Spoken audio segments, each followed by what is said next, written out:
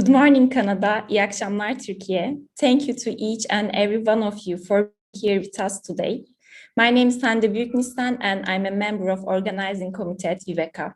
We are pleased to be able to welcome the first Canada-Turkey Innovation Program organized this year with a pioneer of the entrepreneurship ecosystem in Turkey, Viveka, and the sponsorship of the Canadian-Turkish Trade Commissioner Service in Turkey.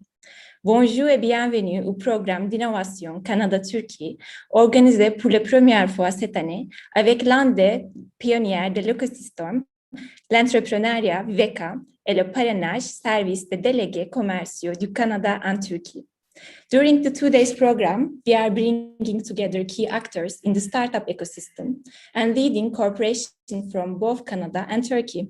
There will be open seminars where you can hear about the most recent developments in both ecosystems, and in parallel one-to-one sessions where startups and companies will meet and discuss potential future collaborations.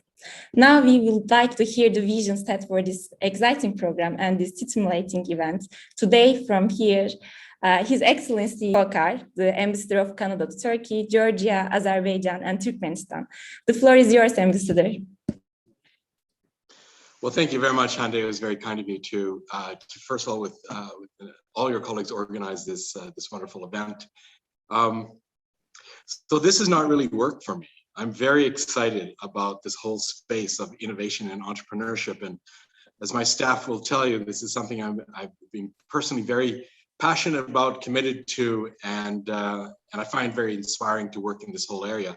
And in fact, before I came to Turkey, I left government for 4 years to spend time in Southern California on the campus of University of California, San Diego, running a think tank that focused entirely on advancing innovation and entrepreneurship and supporting the creation of ecosystems. And at that time, it was focused on the Americas principally, because that's where I was based, and worked on Latin America and the Caribbean and connecting those with Canadian and US ecosystems and firms. So it wasn't much of a stretch for me to bring that narrative and bring it to Turkey and to the very vibrant bilateral Turkish-Canada relationship that we have. So I'm absolutely delighted to be able to open this session and welcome everyone who's joining us from academia to industry and sector associations, government agencies from both Canada and Turkey. And I'd actually like to appreciate all the speakers and the corporates, the startups who are contributing to the initiative, and a special thank you to Viveka for organizing this exciting event.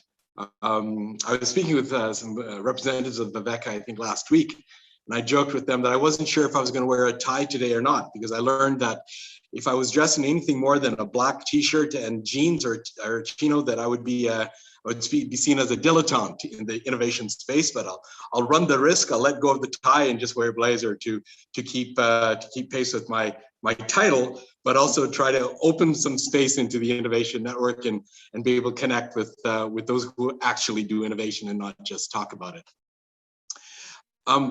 So these next 2 days are going to be very exciting, and I hope that they provide inspiration to businesses both in Canada and Turkey to not only explore each other's marketplace, but to look at each other as partners for the global market. Because as we all know, for many companies that are into this space, whether they are startups or more experienced companies, but expanding into new technology areas, very rarely do they look at a single market. The world is truly their oyster.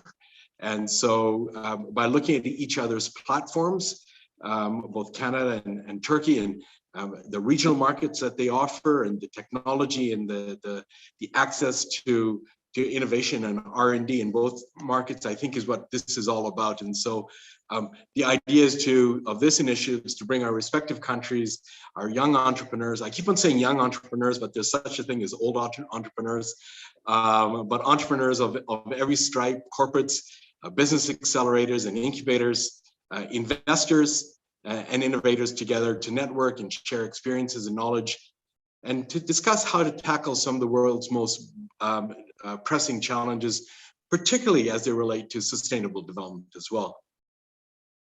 So as mentioned earlier that, Turkey and Canada may be far apart physically, but today's firms who work at the boundaries of technology and innovation are at their core and at the outset global in nature.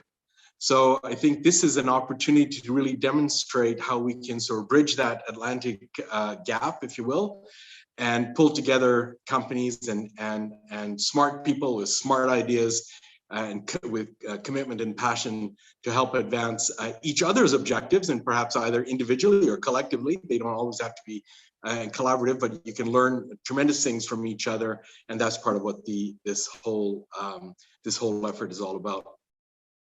Now, of course, I firmly believe that innovation, we tend to talk about innovation, those who are uninitiated, and I'm speaking to a crowd of those who are very much involved in this on a day-to-day basis. But for many people, innovation kind of revolves around the stuff that I'm talking to you on. So I look at my smartphone, or I look at an iPad or whatever, and I think about apps, or I think about ICT.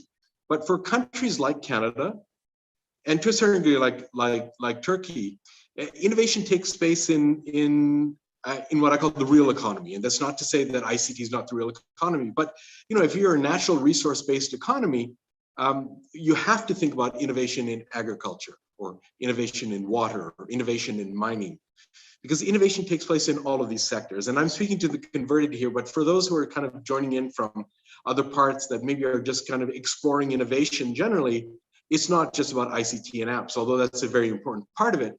It's about thinking about solutions in innovative ways to challenges across the variety of the economic spectrum. And I think that's what I'm excited about when I hear about Canadian companies that are involved in so many things. In Canada, of course, we think about innovation in agriculture, in the automotive sector, ICT I've touched on, clean technology, life sciences, and of course there are others, but this is kind of just some of the core work that we were talking about.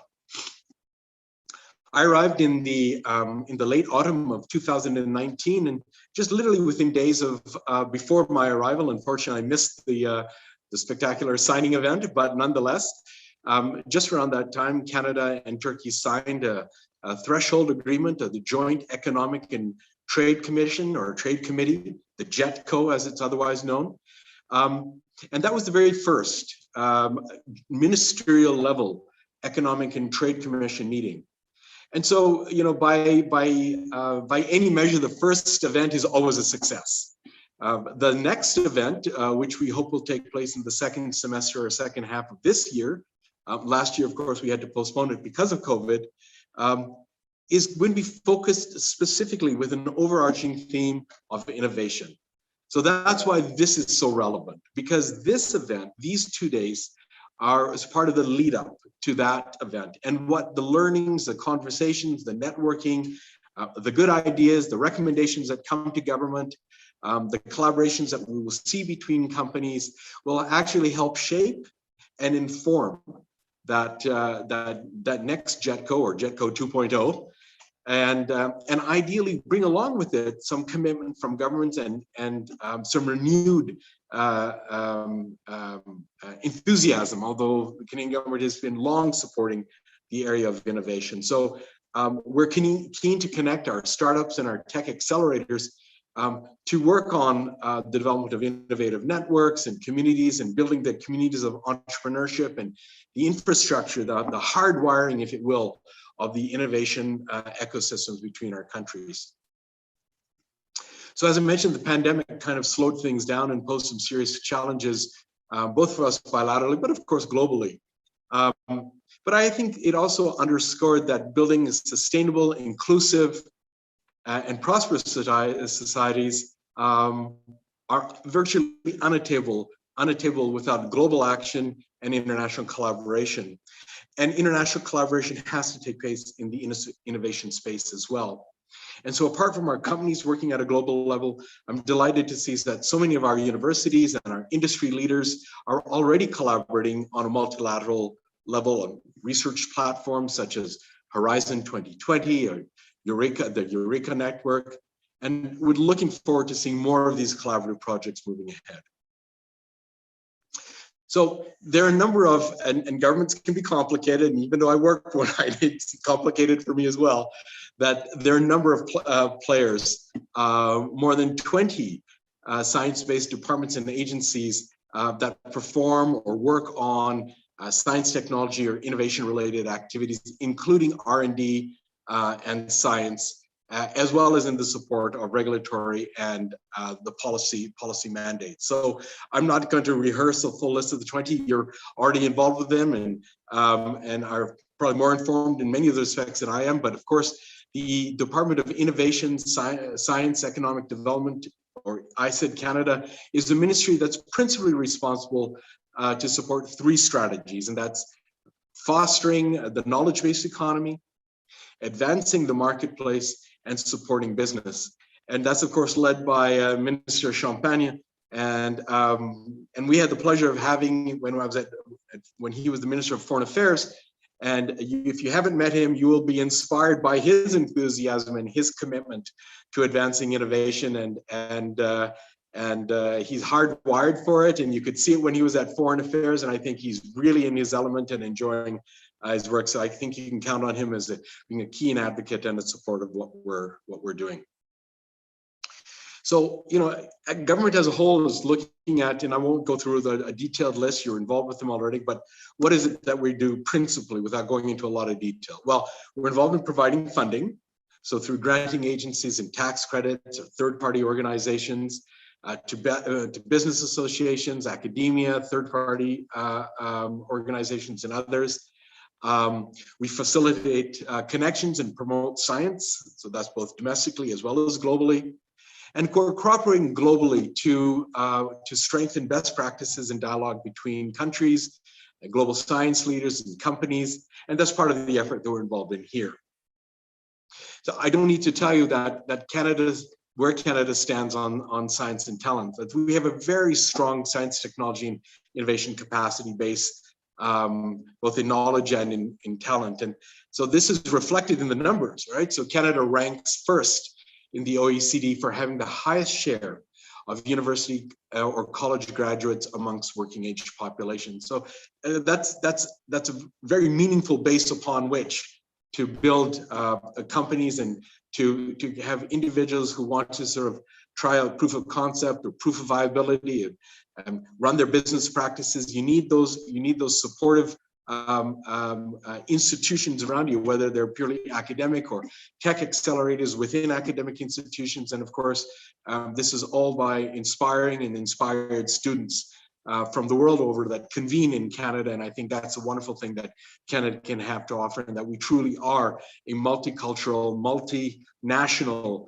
kind of staging area for innovation and innovative companies. And it provides for a very vibrant and rich entrepreneurial landscape. And while I certainly enjoyed my time in California, I'm very happy to see that Canada has the second largest Silicon Valley, if you want to call it that, in North America, and I think that's quite an accomplishment. Now, if we could just bring up a little bit of that warm weather, I think I'd be even happier. But nonetheless, I think we can be very proud and very happy to see the degree of work that's taking place in Canada. I don't want to go too much into some of the detail. You'll know so much about what we're involved in terms of some of the work that we do, and whether we're supporting artificial intelligence or developing a pan-Canadian AI strategy, which we hope to bring to some of that work to Turkey, in fact, and maybe help influence the automotive sector and Turkey's drive towards developing an electric car. If we could see some Canadian AI firms collaborating with Turkish firms here, I think that would be wonderful. Of course, other areas are such as quantum, ICT, and supporting the expansion of broadband networks in rural Canada. But then you start to think about how can we support digital inclusion and broadband in countries like Turkey, but also use Turkey as a jumping off point for the larger region that we work in. Innovation superclusters, and whether there's large cluster or smaller clusters in between Canada and Turkey, I think there's a lot of commitment here, certainly amongst the government, to help and I'm talking about the Turkish government now, to invest significantly in this area, to try to attract international investment and to do some work. And last but not least, of all the priorities the government of Canada is committed to, that's promoting equality of opportunity, equity across our society. And one of the things that I'm most proud about is that when you start to bring researchers and you're working in the area of innovation, innovation doesn't have the same boundaries. You get the best minds and the best people from around the world coming together and collaborate. And I think that's one of the most inspiring things one can see. And it creates an opportunity for so many people, for women, for girls, for people from different economic and social backgrounds, because at the end of the day, innovation moves at the speed of thought. And it's the good ideas that come that people count on each other for. It's the collaborations that we build through convening people. And I think that's what Canada can really stand very proudly about and offer as a value proposition to so many countries around the world. And I know young Turkish companies, young individuals, and the new innovators look to Canada as not only a market, but a jumping off ground for the very vibrant North American market, but even more vibrant global market. And so through just who we are as Canadians, we're improving the participation of women and minority persons with disabilities and Indigenous peoples involved in science-based education and career that will enhance diversity and talent and innovation peoples, not only in Canada, but around the world. And so I wanted to close on that point because this is such an important conversation, certainly over the last year. But there is a way of combining sustainability, sustainable development, and equity in our societies through innovation, science, and technology. I wish this was an open conversation. I would love to have a back and forth. I feel somewhat isolated. I'm sitting in my living room staring at myself, but I would love to be able to engage over these next 2 days, rub shoulders, talk to individuals, learn about what they're doing, what can we do to help. But you have my email, and if you don't, our crew will give it to you. Please don't hesitate to reach out to me.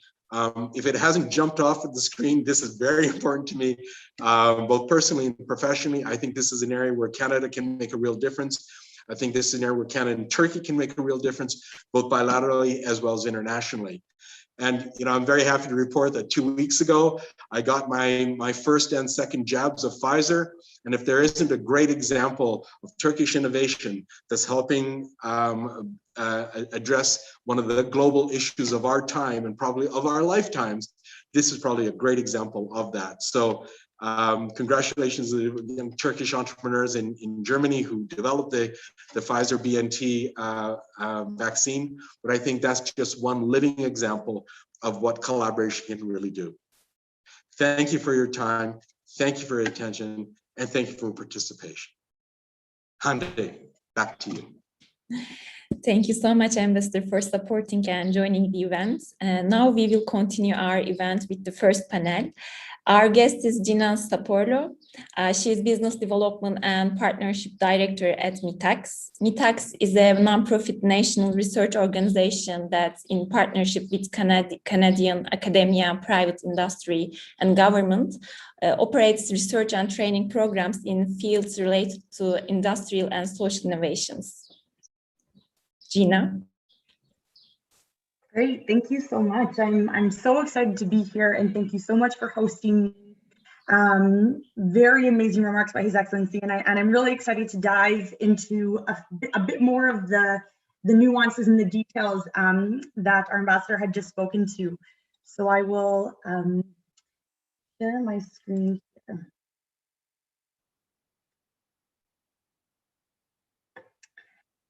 So Canada's innovation ecosystem, a glance at an innovation. Canada really is a country that believes that innovation is really the key to vitality, growth, and economic development, not only for industry players, but for all players within the stakeholder, all players within our country and all players that live in Canada. And you'll see a lot in the next slides that Canada's innovation ecosystem really is something that exudes the idea of community over competition. And it really is ecosystem where players are working together, breaking out of their silos and making sure that there is a holistic and comprehensive approach to not only improving domestic innovation and growing and promoting domestic innovation, but also how do we do that on a global scale as well. So just an introduction to myself. My name is Gina Saparlo. I am the Business Development and Partnerships Director between MyTax and Global Affairs Canada. You did just hear a little bit about what MyTax is. We do pride ourselves in linking academia to industry to provide innovation solutions and to improve the talent capacity of our industry and to deploy our talent into companies to really grow, again, based on innovation, based on research and development. What I touch on today is coming from my perspective of what the Canadian innovation ecosystem is, but I do definitely encourage you afterwards to look into some of these components that I mentioned today to see the various different perspectives that there definitely are available on the Canadian innovation ecosystem. So at a glance, a quick snapshot of what is coming together in the Canadian innovation ecosystem. And a lot of this touches on what His Excellency has already mentioned. So first and foremost, we do have the most educated workforce in the world as recognized by the Organization for Economic Cooperation and Development, or the OECD. And we see that 56.7% of 25 to 64-year-olds are holding a post-secondary degree. So that is a very vast talent, a skilled talent pool available to companies to grow and to scale and to really innovate and be at the cutting edge of the market. And another component about this educated workforce is it's really not only based on knowledge, it is also based on training and work integrated learning. So being able to attain the knowledge and understand the knowledge, but being able to apply it as well. And in fact, Canada is actually home to one of the world's largest co-op programs at the University of Waterloo. Next, we are third globally for market sophistication in the World Intellectual Property Organization Global Innovation Index. And some of the components of that third globally is our ability to attract investment, to do market capitalization, and to create and promote venture capital deals. And in fact, the World Bank has also recognized under this pillar that Canada is third globally for ease of starting a business. So we see a lot of startup and entrepreneurship culture in Canada because the infrastructure really does allow for it. We are third globally for foreign student attraction. Now, Canada, of course, is geographically a very large country, but small when it comes to population. And so we really try to promote having a platform for our world's brightest to come to Canada to learn and to work with some of our amazing companies or to start their own. And some of the components that go into that foreign student attraction is, again, this possibility of being able to start a company and to really see it through into vitality and global expansion. And of course, also how committed our institutions are to the success of foreign students in our education. We are the first in the world to develop an AI strategy. So led by CFAR and with some of our major leading AI institutes, we were one of the first to develop a national AI strategy. And we are even recognized to be home to some of the pioneers in AI research. As His Excellency had mentioned, we have 5 innovation superclusters led by the Department of Science, Economic Development Canada, and those really promote the growth and the collaboration and coordination in some of our major sectors, and those are digital technology, protein industries, which is very closely tied to ag tech and agriculture as a whole, advanced manufacturing, scale AI, and oceans. And lastly, we are in the top 10 globally for innovation linkages within that 2020 Global Innovation Index. And the things that really stand out in that ranking is that we are actually #1 for joint venture and strategic alliances. And again, that really shows that community over competition culture in Canada when it comes to innovation. And we also have a very strong evaluation metric when it comes to university and industry collaborations. So who are the players in the innovation ecosystem? Well, a Brookfield Institute in 2016 really laid out a very wonderful report on the Canadian innovation ecosystem, and they broke down the different kinds of players into 4 major themes. One is ecosystem governance. So these are actors that support or influence the framework conditions in which innovators and entrepreneurs operate. We also have knowledge generation. So these are actors that generate knowledge, typically in the form of research, and train people to contribute to the ecosystem. There's knowledge transfer, which are actors that help extract economic or social value from knowledge, including through commercialization or leveraging research-based talent to solve applied problems. And we also have innovation and entrepreneurship supports, which are actors that directly or indirectly support innovators and entrepreneurs. And I also want to add a component here of our global partners and our global leaders in Canada that really drive not only the domestic fostering of research, development, and innovation, but bringing that to our global partners and onto a global scale.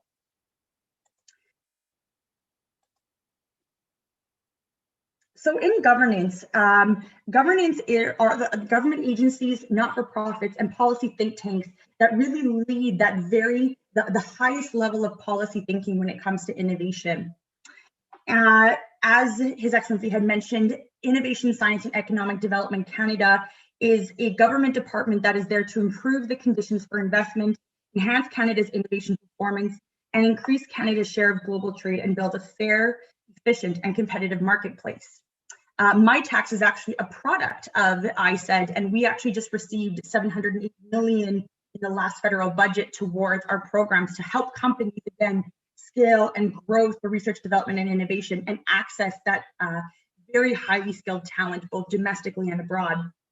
We also have the National Research Council Industrial Research Assistance Program, which helps businesses to identify and pursue opportunities to accelerate their growth through advisory services and financial support. And lastly, of course, we have the Canadian Intellectual Property Office, which is leading the Canadian Intellectual Property Strategy, a national strategy, which provides resources to Canadians and Canadian companies on IP, and is dedicated to improve IP literacy among Canadians. Of course, when the question of innovation, research, and development comes to play, there's always the question of IP. And we are really committed as a country and as a nation to making sure that all of those bright ideas and amazing ideas and publications that come out of Canada, the IP stays in Canada. So what does this mean to a company in terms of governance, and how does this benefit a company if they want to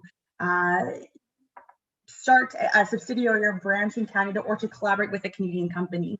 Well, first it means that there is sustainable infrastructure dedicated to R&D and research, development, and innovation. So whether it's you that's accessing these by incorporating in Canada or working with an incorporated firm in Canada, you know that there is very sustainable, continuous amount of support that is dedicated to that company to grow and to scale and to do a de-risked version of research and development. And of course, the landscape of small to medium-sized enterprises. Canada is a nation of small to medium-sized enterprises, nearly 2 million in our country that are moving forward our economy. And so the government is really committed to helping companies, even from the smallest of firms. Some of the more, specific examples that we can lead to is one, Innovation Canada, which is a portion of ISED, and they even have online an advanced AI algorithm which matches businesses to the best programs for innovation. And some of these are the Strategic Innovation Fund, which invests in innovative businesses, helping them scale, research, and commercialize cutting-edge ideas. Canada is very, very strong in clean tech, and so they even have a clean growth hub, which helps companies that are doing research, development, and innovation in clean technology and helping them commercialize it into market. And an accelerated growth service. And this really is a one-stop white glove opportunity for businesses to really understand all that is available to them when it comes to innovation.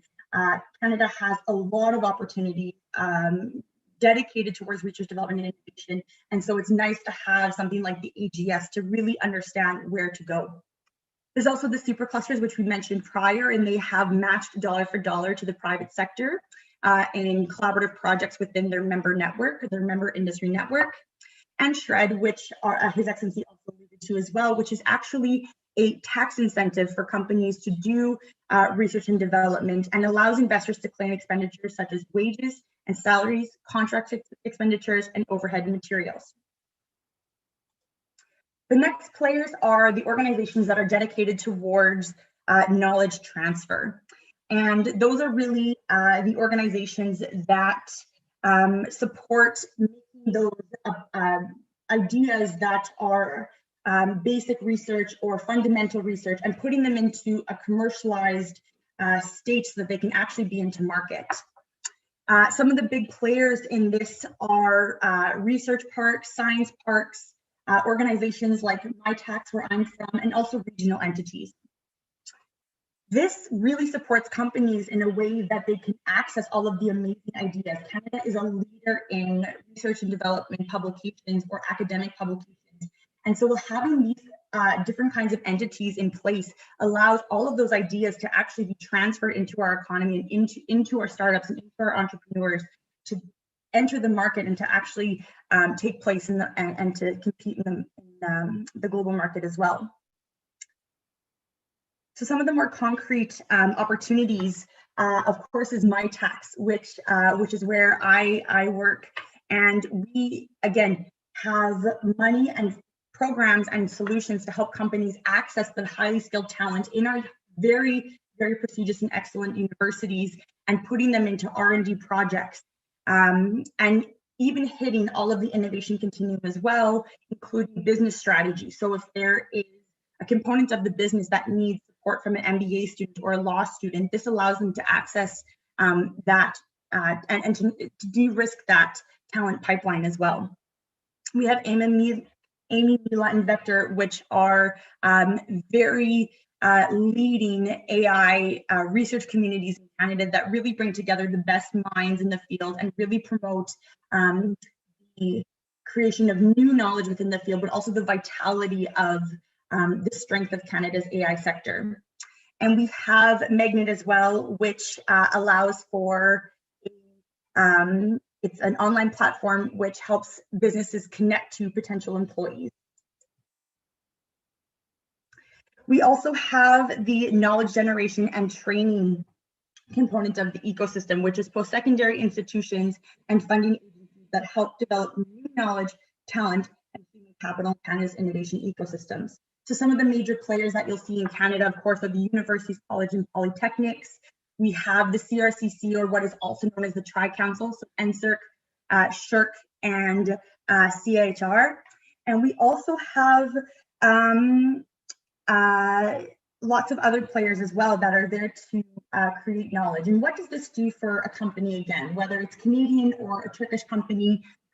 Well, there is a wealth of opportunity for a talent pipeline. You're really getting the best in the world when it comes to our talent pipeline, the highly skilled talent coming out of our institutions, but also the knowledge coming out of our institutions. And of course, this as well is going to grow the opportunity for investment. When you connect or you incorporate in Canada, it's really building the brand of Canada as a hub for innovation and growing our innovation profile, which of course expands the opportunities for investment and for further collaboration globally. Some of the, again, more specific examples within the knowledge generation and training opportunities, we have NSERC and its other Tri-Council counterparts, which again work to bring researchers together in Canada and to fund the projects that happen through development and innovation. We have the CFI program, again, and this is another connection to the ISED department, and they help post-secondary institutions maintain a world-class research environment, paying for infrastructure and research. Again, growing that global brand that Canada is a hub for innovation and has the cutting-edge technologies that are needed to really do the most important and priority research and development and innovation. And MyTax, again, which is that program that links these knowledge generation and training opportunities to companies, and really not having the two operate in silos, but rather together and coordinated to hit the market and to have the most benefit to Canada and its economy. The next portion is the entrepreneurship and business development entities that work in our innovation ecosystem. And these are financial institutions and business accelerators that help provide financial and in-kind support to innovative Canadian SMEs and entrepreneurs. Because Canada is a landscape. Our innovation ecosystem is full of small to medium-sized enterprises, and we are a leader globally as well for the amount of entrepreneurs that we have and startups that we have. And what does this do again for Turkish companies or Canadian companies that are wanting to expand globally and work with a potential Turkish collaborator? Well, it really provides diversity in the ecosystem and the supply chain. There is constant new ideas and new businesses. And so for that, again, that joint venture and that strategic alliance component that Canada is so good at, there are so many layers that are working together to really enhance the RD&I capacity of Canada. And so you have a plethora of potential collaborators that you can access. And then of course, the ecosystem is committed to promoting novel ideas and cutting edge technology. Since there is such a vast culture of entrepreneurship and startups, you know that when you invest in Canada, you are investing in a culture and in a country that is dedicated to those new ideas, to those new technologies, to those new products, and really hitting innovation on all levels, whether it be process, product, organizational, or even market. Some of the more specific opportunities within the entrepreneurship and development component. First, we have Communitech, which is an industry-led incubator in Ontario. And this really allows for companies to, again, work together to have a shared space and to do collaborative R&D projects and joint ventures. Communitech also has a link to a program that allows companies to incorporate in Canada, so allowing international companies to land in Canada through some of their programming. DMZ is Canada's largest incubator, an accelerator at Ryerson University that really is committed to startups from the very beginning phases and technology and innovation from the very beginning phases. And they show that through the ways that they support in their 4-step program.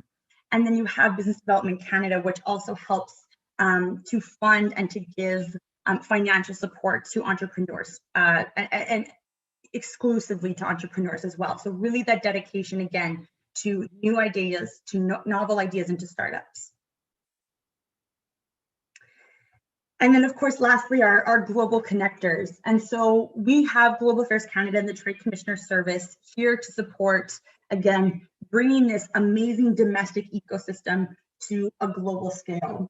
Global Affairs Canada has a number of bilateral agreements with some of our key priority partners that help us to facilitate agendas for growth in our bilateral research, development, and innovation projects. And those are called Joint Science Technology Committee meetings. Some of our main partners within this is Japan, for example, Brazil, United Kingdom. And so this really allows, again, from the highest level of policy for us to work with other countries on what is the most important and where there is complementary strengths.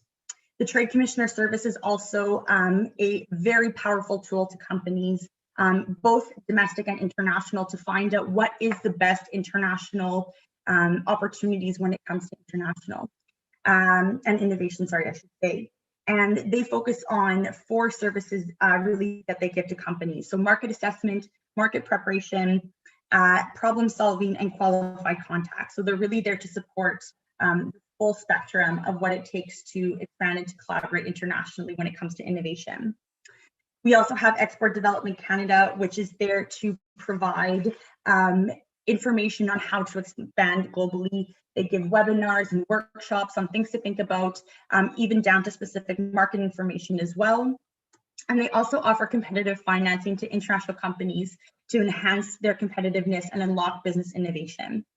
And then, of course, we also have the Global Skills Strategy, which allows companies in Canada to quickly access highly skilled talent and to bring in either for long-term or short-term contracts, and to really, again, take away that gap that Canada has a smaller population, and to really, again, give that global diverse platform for Canada to have innovation through utilizing the brightest minds with some of our main international partners. So that is the very quick snapshot of the Canadian innovation ecosystem. Just like His Excellency, I am always very open to conversations and to showcasing more, I guess, specific ways and concrete ways in which you can access a lot of these different programs, especially MyTax, of course, in Global Affairs Canada, and would definitely welcome an email or any questions that anyone has.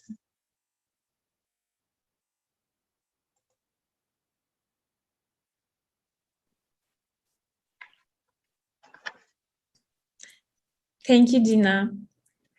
Now our second panel is about journey of a startup in Canada, and my colleague Yaşar Kardar will be sharing more details about the scope and discussion of our panel.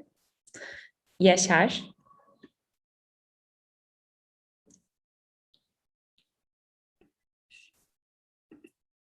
Thanks a lot, Gina. Before moving on, maybe we could have a little bit of discussion about, so as you know, there are a lot of startups from Turkey that are here right now, and companies here that are interested in understanding how could they start collaborating with the innovation ecosystem in Canada. So maybe for the, like, in terms of a startup, if it wants to start the relationship in Canada, what would be some of the ways that you would, or some of the like first things that would come to your mind that you think they should know, and maybe approach it in that way? Yeah, definitely. Thank you. So as I mentioned in one of the last slides, the Trade Commissioner Service, which is an amazing tool within Global Affairs Canada, is really one of the first steps that a company should take. Those 1,000 trade commissioners across the world, which are officers of the Canadian government, are there to really showcase what Canada has to offer and to make those connections. They also have a domestic network as well.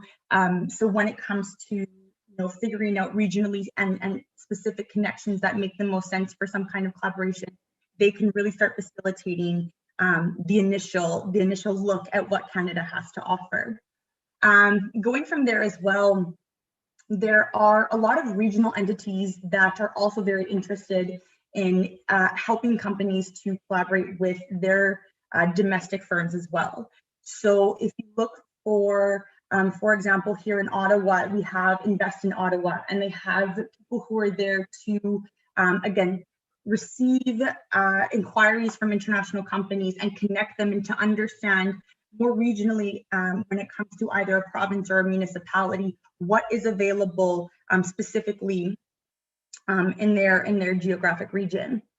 Also, when you have national organizations like MyTax, for example, that's also a very good resource because, for example, MyTax is very embedded within all of the innovation ecosystem. We are independent and a not-for-profit, but we do work very closely with a lot of the private and public stakeholders.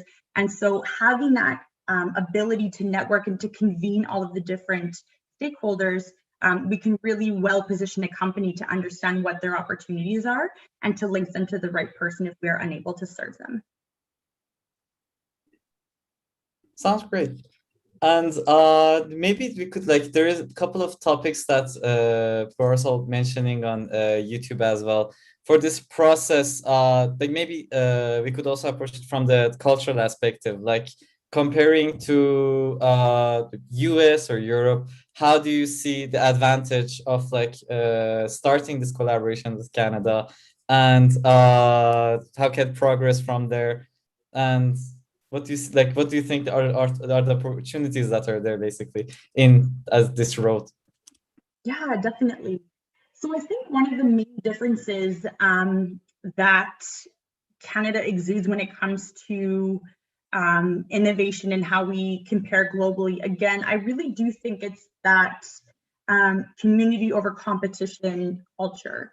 And so that community over competition really allows for a lot of collaboration and coordination to happen, but also this idea of being able to refer to the right person if they're unable to help. And so everyone is really interconnected, everyone is really intertwined.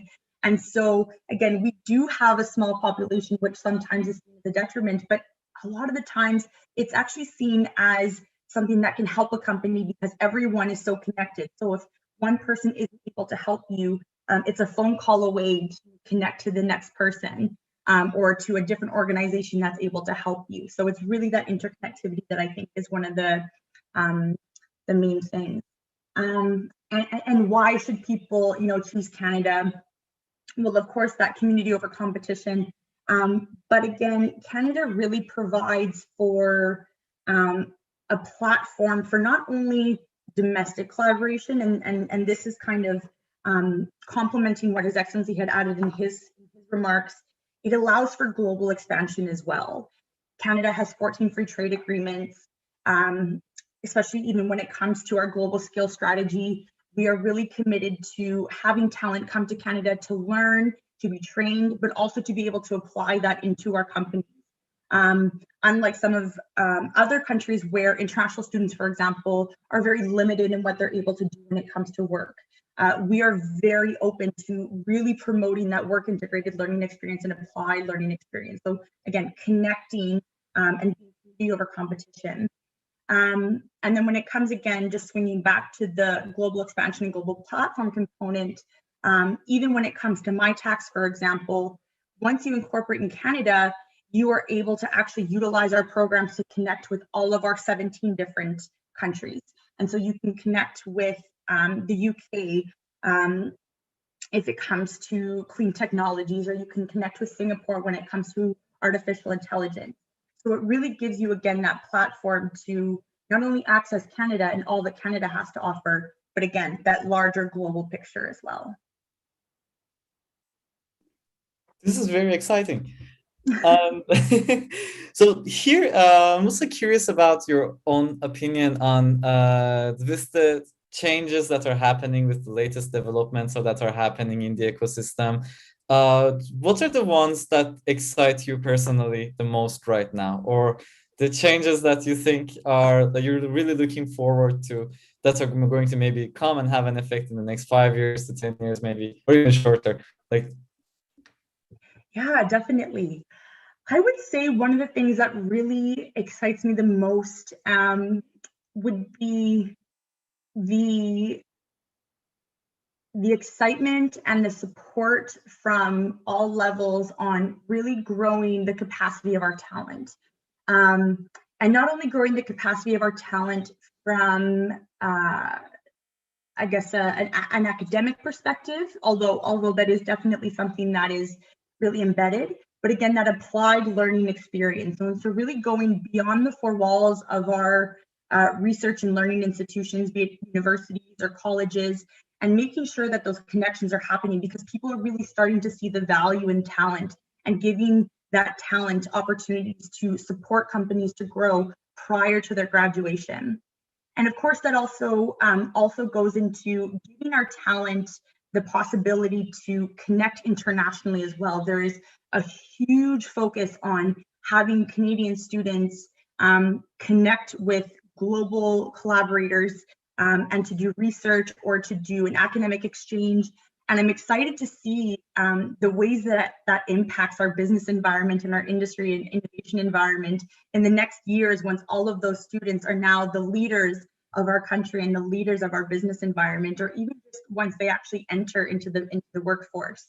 So I think it's going to really open up, again, not only a technological skill set and kind of increasing the capacity from that standpoint, but also this intercultural global competency and seeing Canada just, increase itself as this platform for innovation globally. Thanks a lot. Maybe one last question. You've already shared so much, and this is very exciting. So I would also like to understand, what are your thoughts about Turkey right now and the Turkish ecosystem right now, and what do you think are the spaces and places that there can be activities done together or collaborations initiated? Definitely. Well, I think as His Excellency had mentioned prior, there is a lot that can happen right now between Canada and Turkey. And I think it's just making sure that awareness. I think that's really what we have to make sure, is that really both sides are quite aware of what is available and what are the opportunities on either side. I think some of the main areas that we can start working together in, of course, a global priority is clean tech, right? And so making sure that anything that we put forward when it comes to innovation is really going to benefit our future generations, and that talent stream, giving them giving them the opportunity to actually change the world, and to really bring that skilled and intercultural competency into the workforce and into the C-suite of our businesses. And I think as well, of course, biotech and pandemic preparedness, and really making sure that we are working with all of our partners on, preparing our world for hopefully nothing else similar to what happened in this past year, but just, again, really working collaboratively to prepare our next generations for what could happen. Thanks a lot. This was great. Before moving to the next panel, is there anything else would you like to share, or in the last words that you would also like to share with the listeners that are here, or stakeholders that may watch this later from YouTube? Yeah, definitely. I think the last thing I would leave is just to stay curious about Canada, and to know that even outside of what I had mentioned or what you'll hear, there's so much opportunity, and really it is an ecosystem that is there to support international collaboration. And so definitely get curious and get connected as well. So in that curiosity, really make sure that you are connecting to people to answer those inquiries and to answer those curiosities that you might have, because the collaborations and the coordination that come out of that could be world changing. So that's what I think I'll leave with. Thanks a lot for your time, the presentation, and your notes here. It was great having you with us and listening. And definitely, thank you so much. It was such a pleasure to be here. Take care. And now we're going to continue on in a bit with our next panel. Normally we have a little bit of time, so I'm going to use this to basically get to know our guests a little bit better. One of them is still going to join us soon, but we will start with the ones that are here. I see Human and İlker are both here. How are you doing? Hello. Hi, Yaşar. Hi there. I'm doing great, thanks. Great. I mean, I can start with introducing you as well, but now that we can start with, I think it's better if you do it, Okay. because no matter our notes, you're going to do a much better job at it. So we'd love to hear about what you do and what you do. Maybe İlker, we can start with you and then continue with Human. Okay. Hi, everyone. Happy to be here, first of all. So really excited to listen all the participants and also add some on top of the discussion. So I am İlker. I am founder and CEO of Twentify. So Twentify is basically world's largest mobile consumer intelligence platform. We have a smartphone app of 1.2 million users all around the world, where we collect market research intelligence from those users, and we provide insights to world's largest consumer brands all around the world. So that's what we do. I think in a nutshell, this is what we do. So maybe Human can continue. Yeah, thanks. Perfect. Thank Hi, everyone. Thanks. First of all, thank you for inviting us to this panel. My name is Human. I am the CTO and co-founder of Artbird Studio. Artbird Studio is an online graphic design and animation application for branding and marketing designers. Basically, if you have a brand and you want to market it online, our software is making it a lot easier for you to create better designs, because our motto here in Artbird Studio is that everybody deserves a good design, and that's exactly what Artbird Studio is doing. I'm originally from Iran. I am already an expat here in Turkey. I moved here 6 years ago as a developer, freelance developer, and then I met a group of very, very talented Turkish entrepreneurs, and together we joined and created Artbird Studio as a startup. Thanks a lot. We also have our third guest who just arrived as well. Seymour, how are you? Hello, everyone. I'm doing very well. I'm also happy to see that everyone is healthy and safe. Perfect. We're as well. Would you also like to continue by introducing yourself, and how's everything going on your side? Absolutely. Thank you for having me. My name is Seymour. I'm the CVO and co-founder at Whelp. We help companies deliver personalized and seamless customer support. I have gone away from the concept of CEO, Chief Execution Officer, and I want to tap into this CVO, or Chief Vision Officer. But because I noticed that my job in the company is raising funds and setting the vision. Other than that, I'm not doing anything else. But because the team takes most of the work in terms of the development. So I was thinking that I think having a vision in terms of the future of your company is extremely important so that the team can also align well with that. This is great. I think part of this vision has also been to expand to Canada and to what you've done so far. So which also connects to how we're going to continue here, like what we want to learn about all three of your businesses. So in a way, you have expanded, or you're having activities in Canada right now. And we're curious how this process started with you. Maybe the same way we can continue and first hear how did the decision come up, and then continue with Human and İlker as well. Okay, thank you. I can get started, and I'm very happy to be in this group. There are so many talented entrepreneurs, and I like what Human mentioned, that he met very talented entrepreneurs in Turkey. And I think the region has so much to offer. The region has so much to offer to the economies in the West, or to the countries in the neighborhood, so that businesses can benefit from that. And I saw a very good example in Germany, where these gigantic companies realize that the old system doesn't work anymore. They have to work with entrepreneurs, with startups. So our journey started when we couldn't find a home. Let me tell you this story. So our company got incorporated in the US in 2019 through the Stripe Atlas. You pay $500 and you're part of the American dream, right? Now you're a C Corp company. You have a US-based company and you start paying taxes, and that works great. But the problem is, and I'm not here to badmouth anything or anyone, is that certain countries do not have a very fast improved system for entrepreneurs to call that country home. So in the US, we were on a B1, B2 visa. We were always a tourist in that country. And when we wanted to become, we really wanted to stop worrying about this traveling back and forth. So we started looking for a country that we could call home.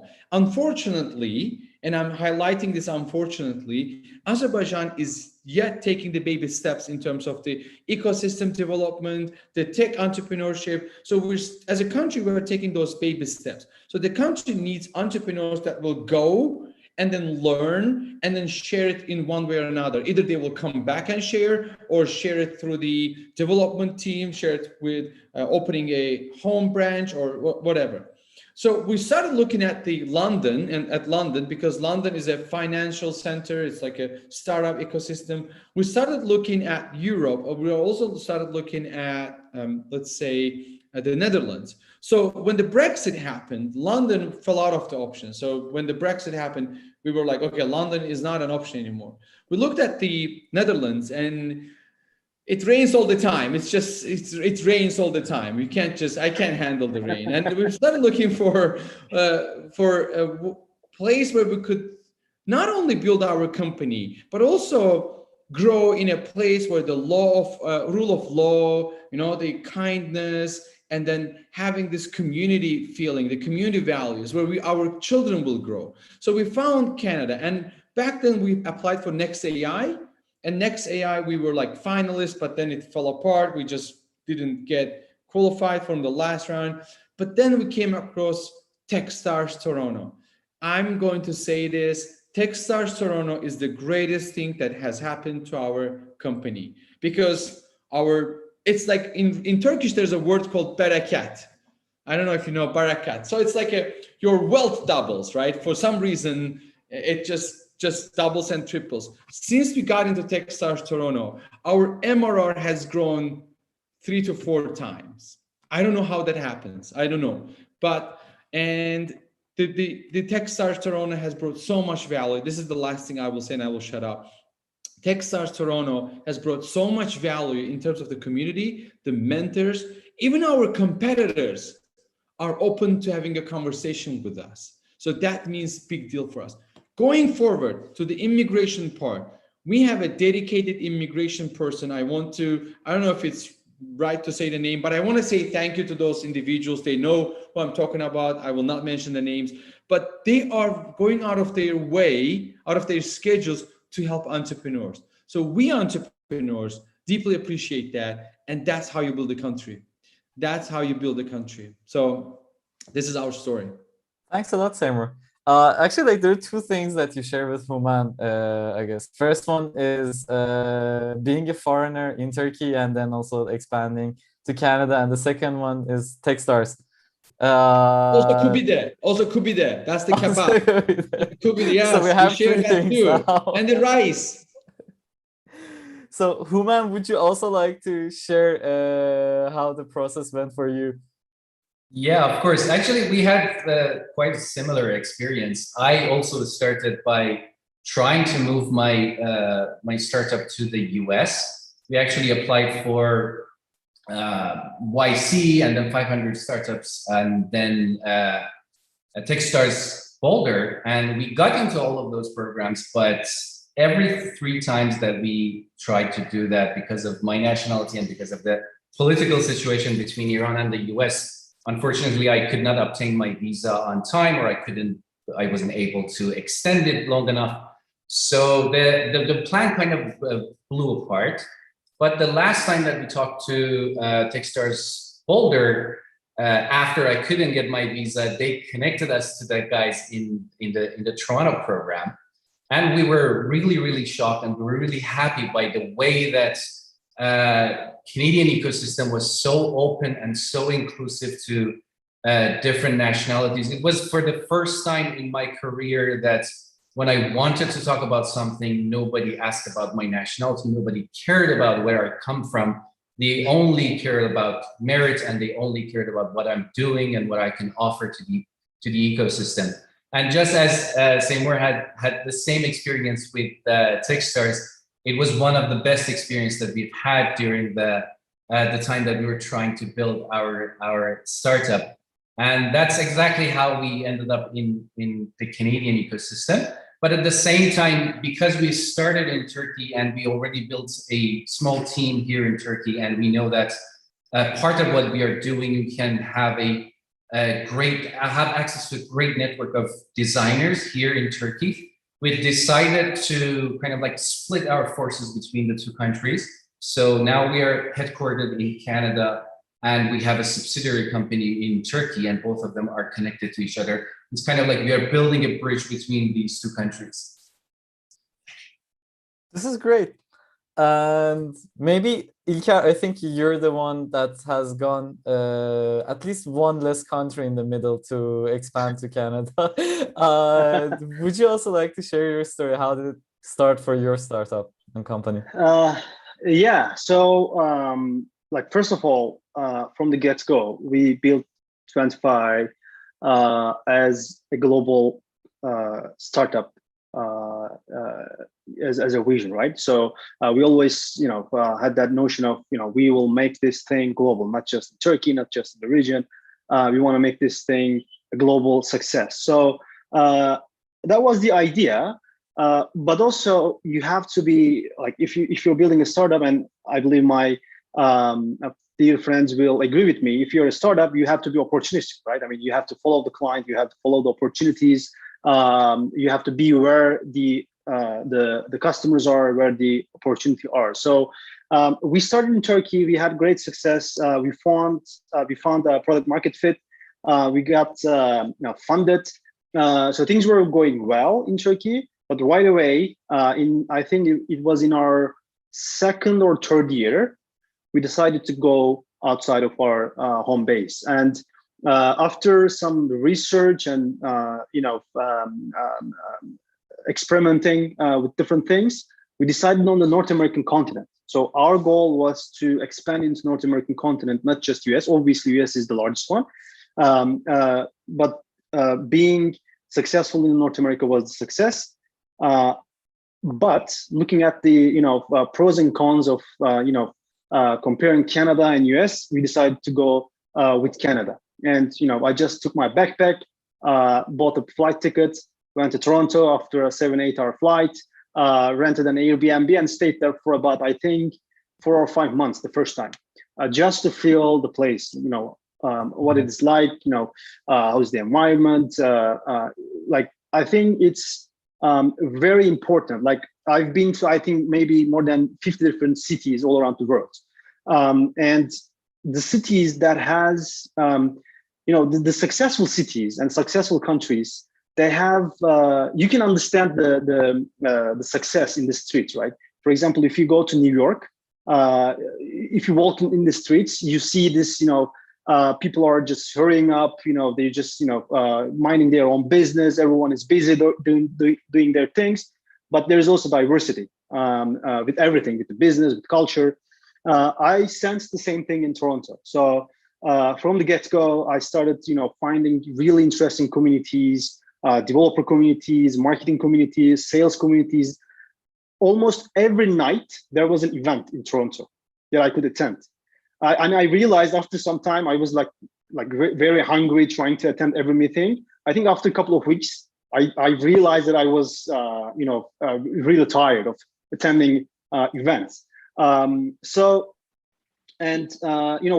We easily applied for an accelerator, and we got accepted easily.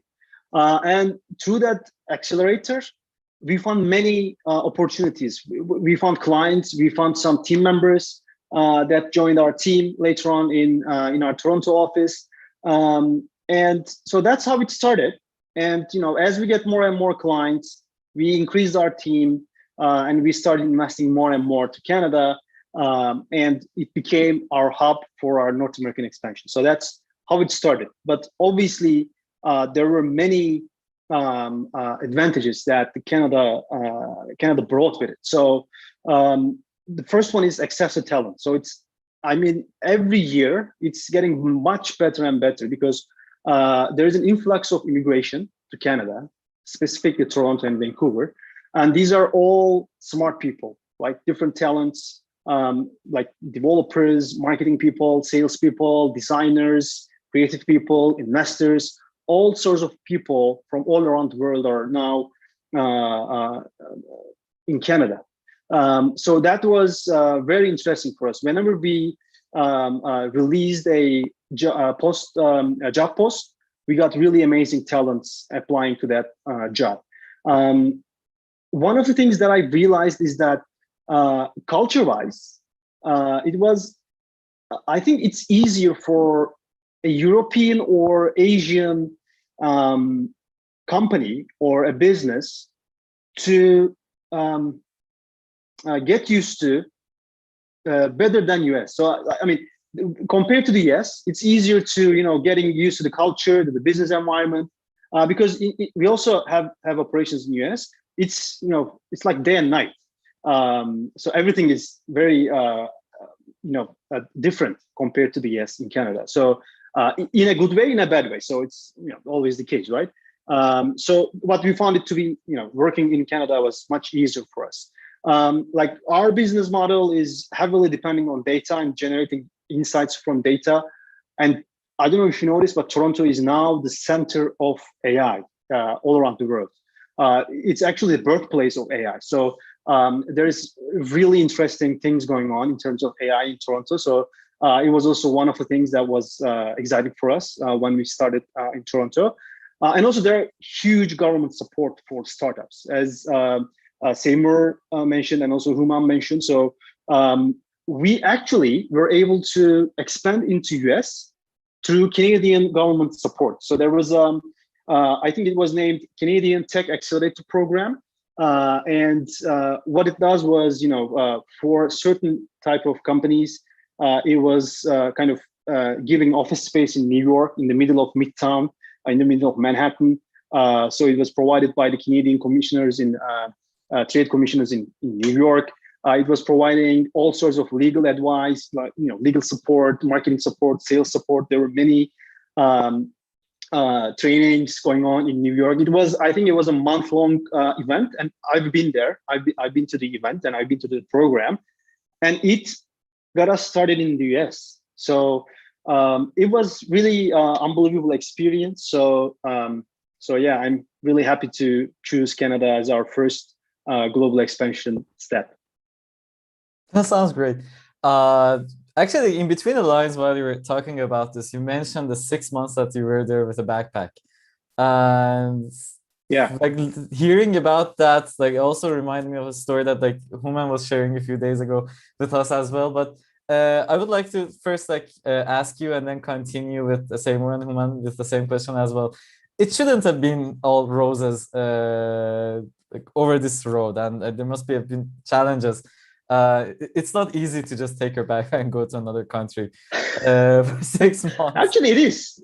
In a sense, yes. In a sense, yeah. That's right. I'm curious about the difficult parts as well, like the challenges that you had in doing so. Like, for example, considering also the other startups that are looking to expand to Canada or start in Canada. What do you think? Like, what was the challenges for you personally?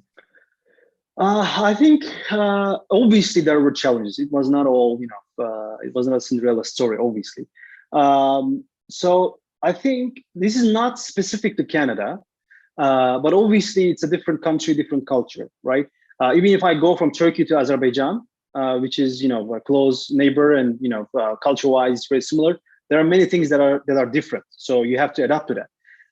So it was the case in Canada as well, right? I mean, there were many, like as a person in your personal life, in your private life, there were things that you had to get used to, or you had to understand better, or as a business, there were many customs, for example, that I was not aware of, and at first I was like I didn't understand what was going on. For example,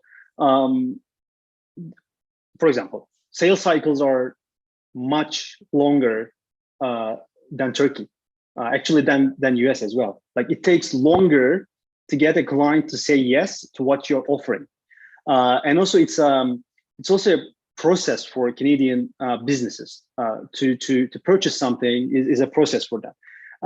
As a startup founder, as an entrepreneur, we are inclined to move fast, right? We are inclined to avoid all those bureaucracy and things like that, and move fast and close deals and close more deals, and do this, do that. It's not the case for Canadian companies. You have to be very methodical with your approach to Canadian businesses. That I learned this the hard way. So that was like that's one thing that comes to my mind, that was a challenge for me. But obviously there are many things, but not that there were not challenges that a startup founder could not handle. So I believe that's all I can say.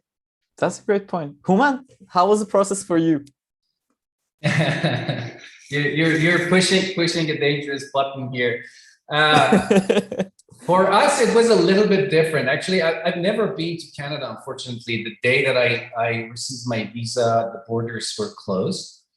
But one thing that I learned about Canadian ecosystem and running a business in Canada is that while Canada is offering a lot of good incentives for startups and tech-related companies, they are not particularly the fastest and the easiest way, especially when you want to do something remotely. So, for example, we agreed with a round of investments almost 1 year ago with a very, very good VC. And we were really fortunate that they stayed with us for the past 12 months because of all of the shortcomings that happened during the time. And we were supposed to receive the funds almost 10 months ago. But just opening a bank account in Canada took 6 months for us. And that was mainly because we weren't there and we couldn't travel there as the owners of the company. And the whole pandemic situation, I think it's brand new to them, to the banking system in Canada. So things are very, very slow. Opening a company was also very, very slow process. Because we have a subsidiary company here in Turkey, some of the documents that have to move between the two countries are moving very, very slowly. So these are some of the problems that we found in the Canadian ecosystem. In the Turkish ecosystem, while it is still young, but it is growing really fast. One thing that is still not present here as much as it should be is, if you want to compare it to Canada, it is not as welcoming to foreigners as it should be. And I believe that if you want to build a great ecosystem for startups, you need two factors. One of them is capital and the other one is talent. And capital always goes where talent is. So unless Turkey would open the doors a little bit more and make it a little bit easier for foreign talents to also be able to come to Turkey easily. And I mean, all nationalities. There are some certain nationalities that it's a lot easier for them to come here and get a visa. For others, it's not.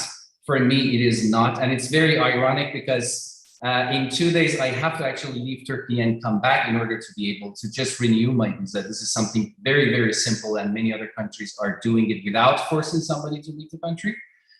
So these are all the things that us as entrepreneurs, we need to be able to concentrate on what we are doing, and we need to be able to do our jobs.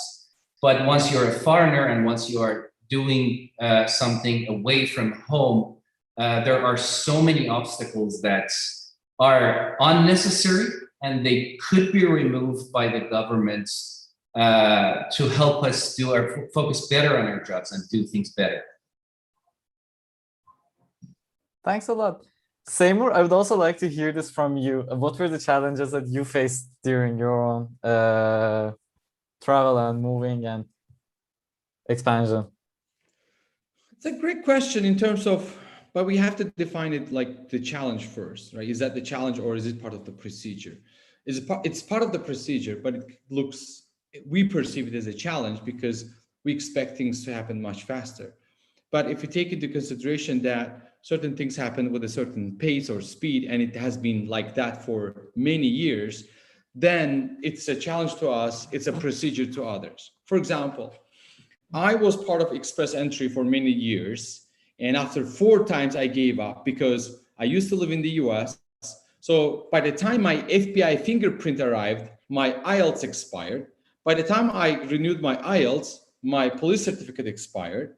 By the time I got my documents in order, my baby was born. So I had to do everything from again. Then by the time we sent the application for the 3rd time, we noticed that we forgot my spouse's signature. So at some point I was like, screw it, I'm done. I don't want this anymore. I'm just gonna live here. I'm gonna live here, I'm gonna be fine.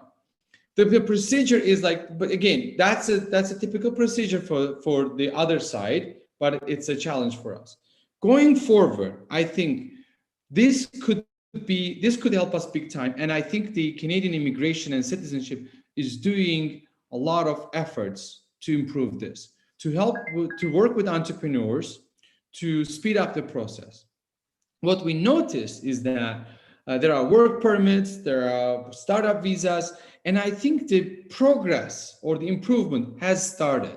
The challenges will always be there, and I think we need to find a way around it, or we need to work with those individuals and entities to help us overcome. For example, the Trade Commissioner, just like İlker mentioned, they reached out to me and they said, we are gonna give you a dedicated service person to help you with your application process.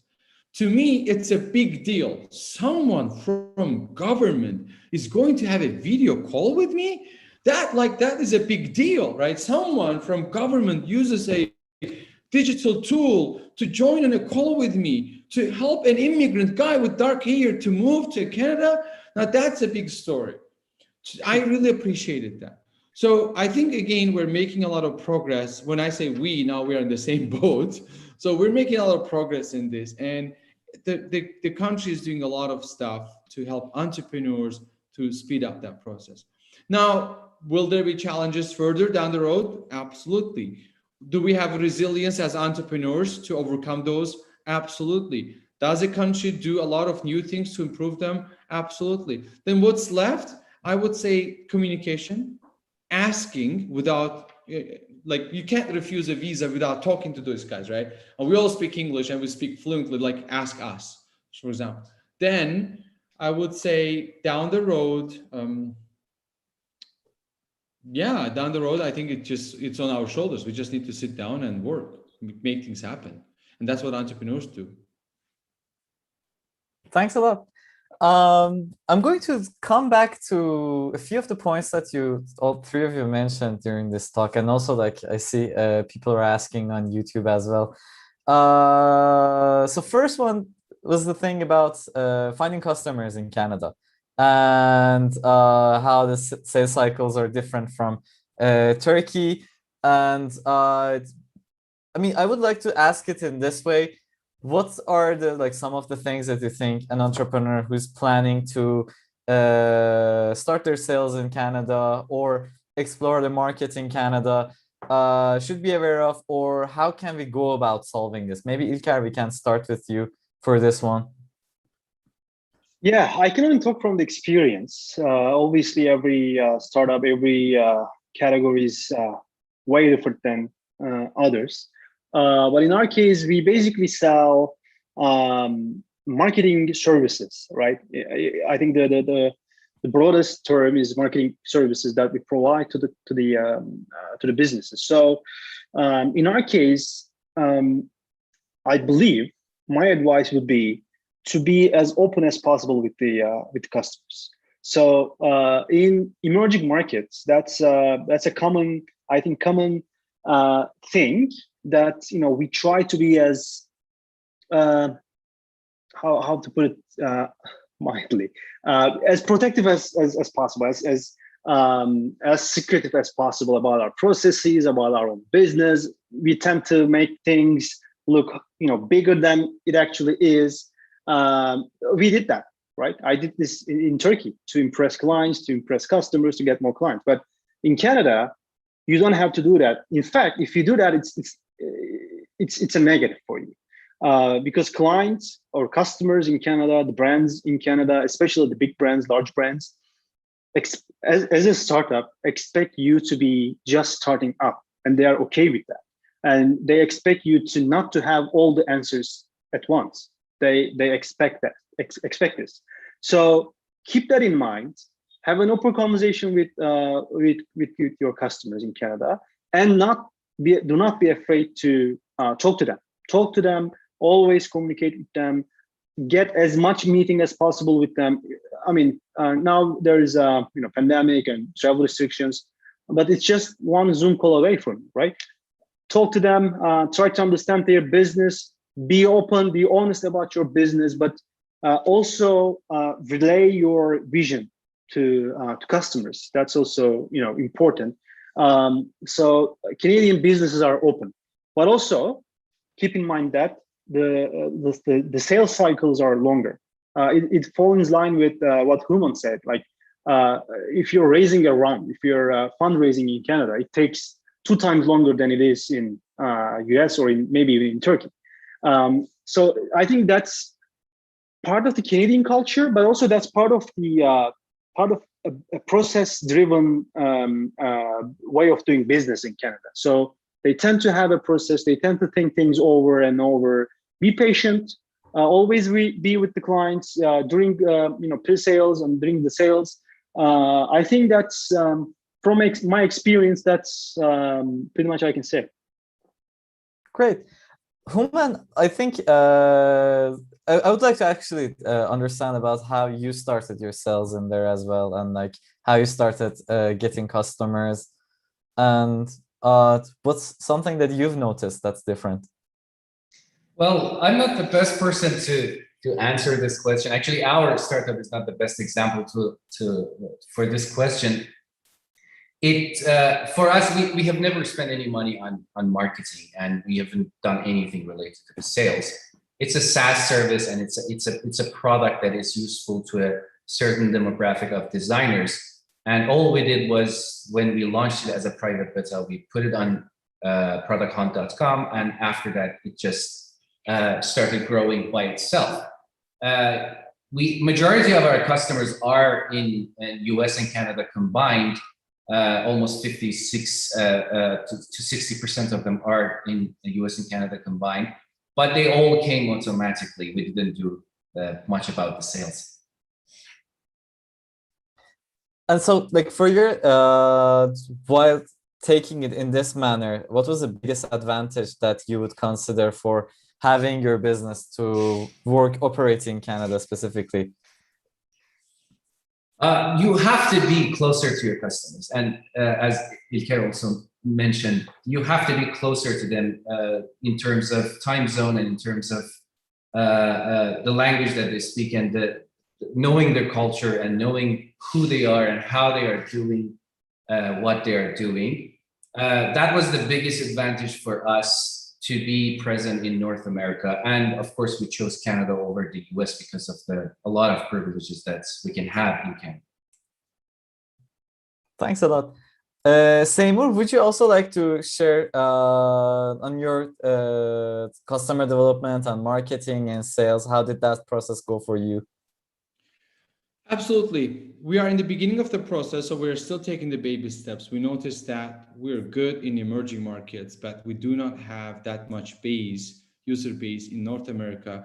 And I'm joining my peer colleagues, my entrepreneur friends, in the context that it is different. The sales cycle is different. And when I was selling in the US, I was confused. Sometimes I was pushy, that's why they didn't buy it. Sometimes I was not pushy enough, that's why they were not buying. So I was confused. It's like a dating. You ask a girl out, and then you make the move, and it's just like, let me think about it. Like, that's an awkward situation. So we had this like in sales process, and I was trying to understand what works well.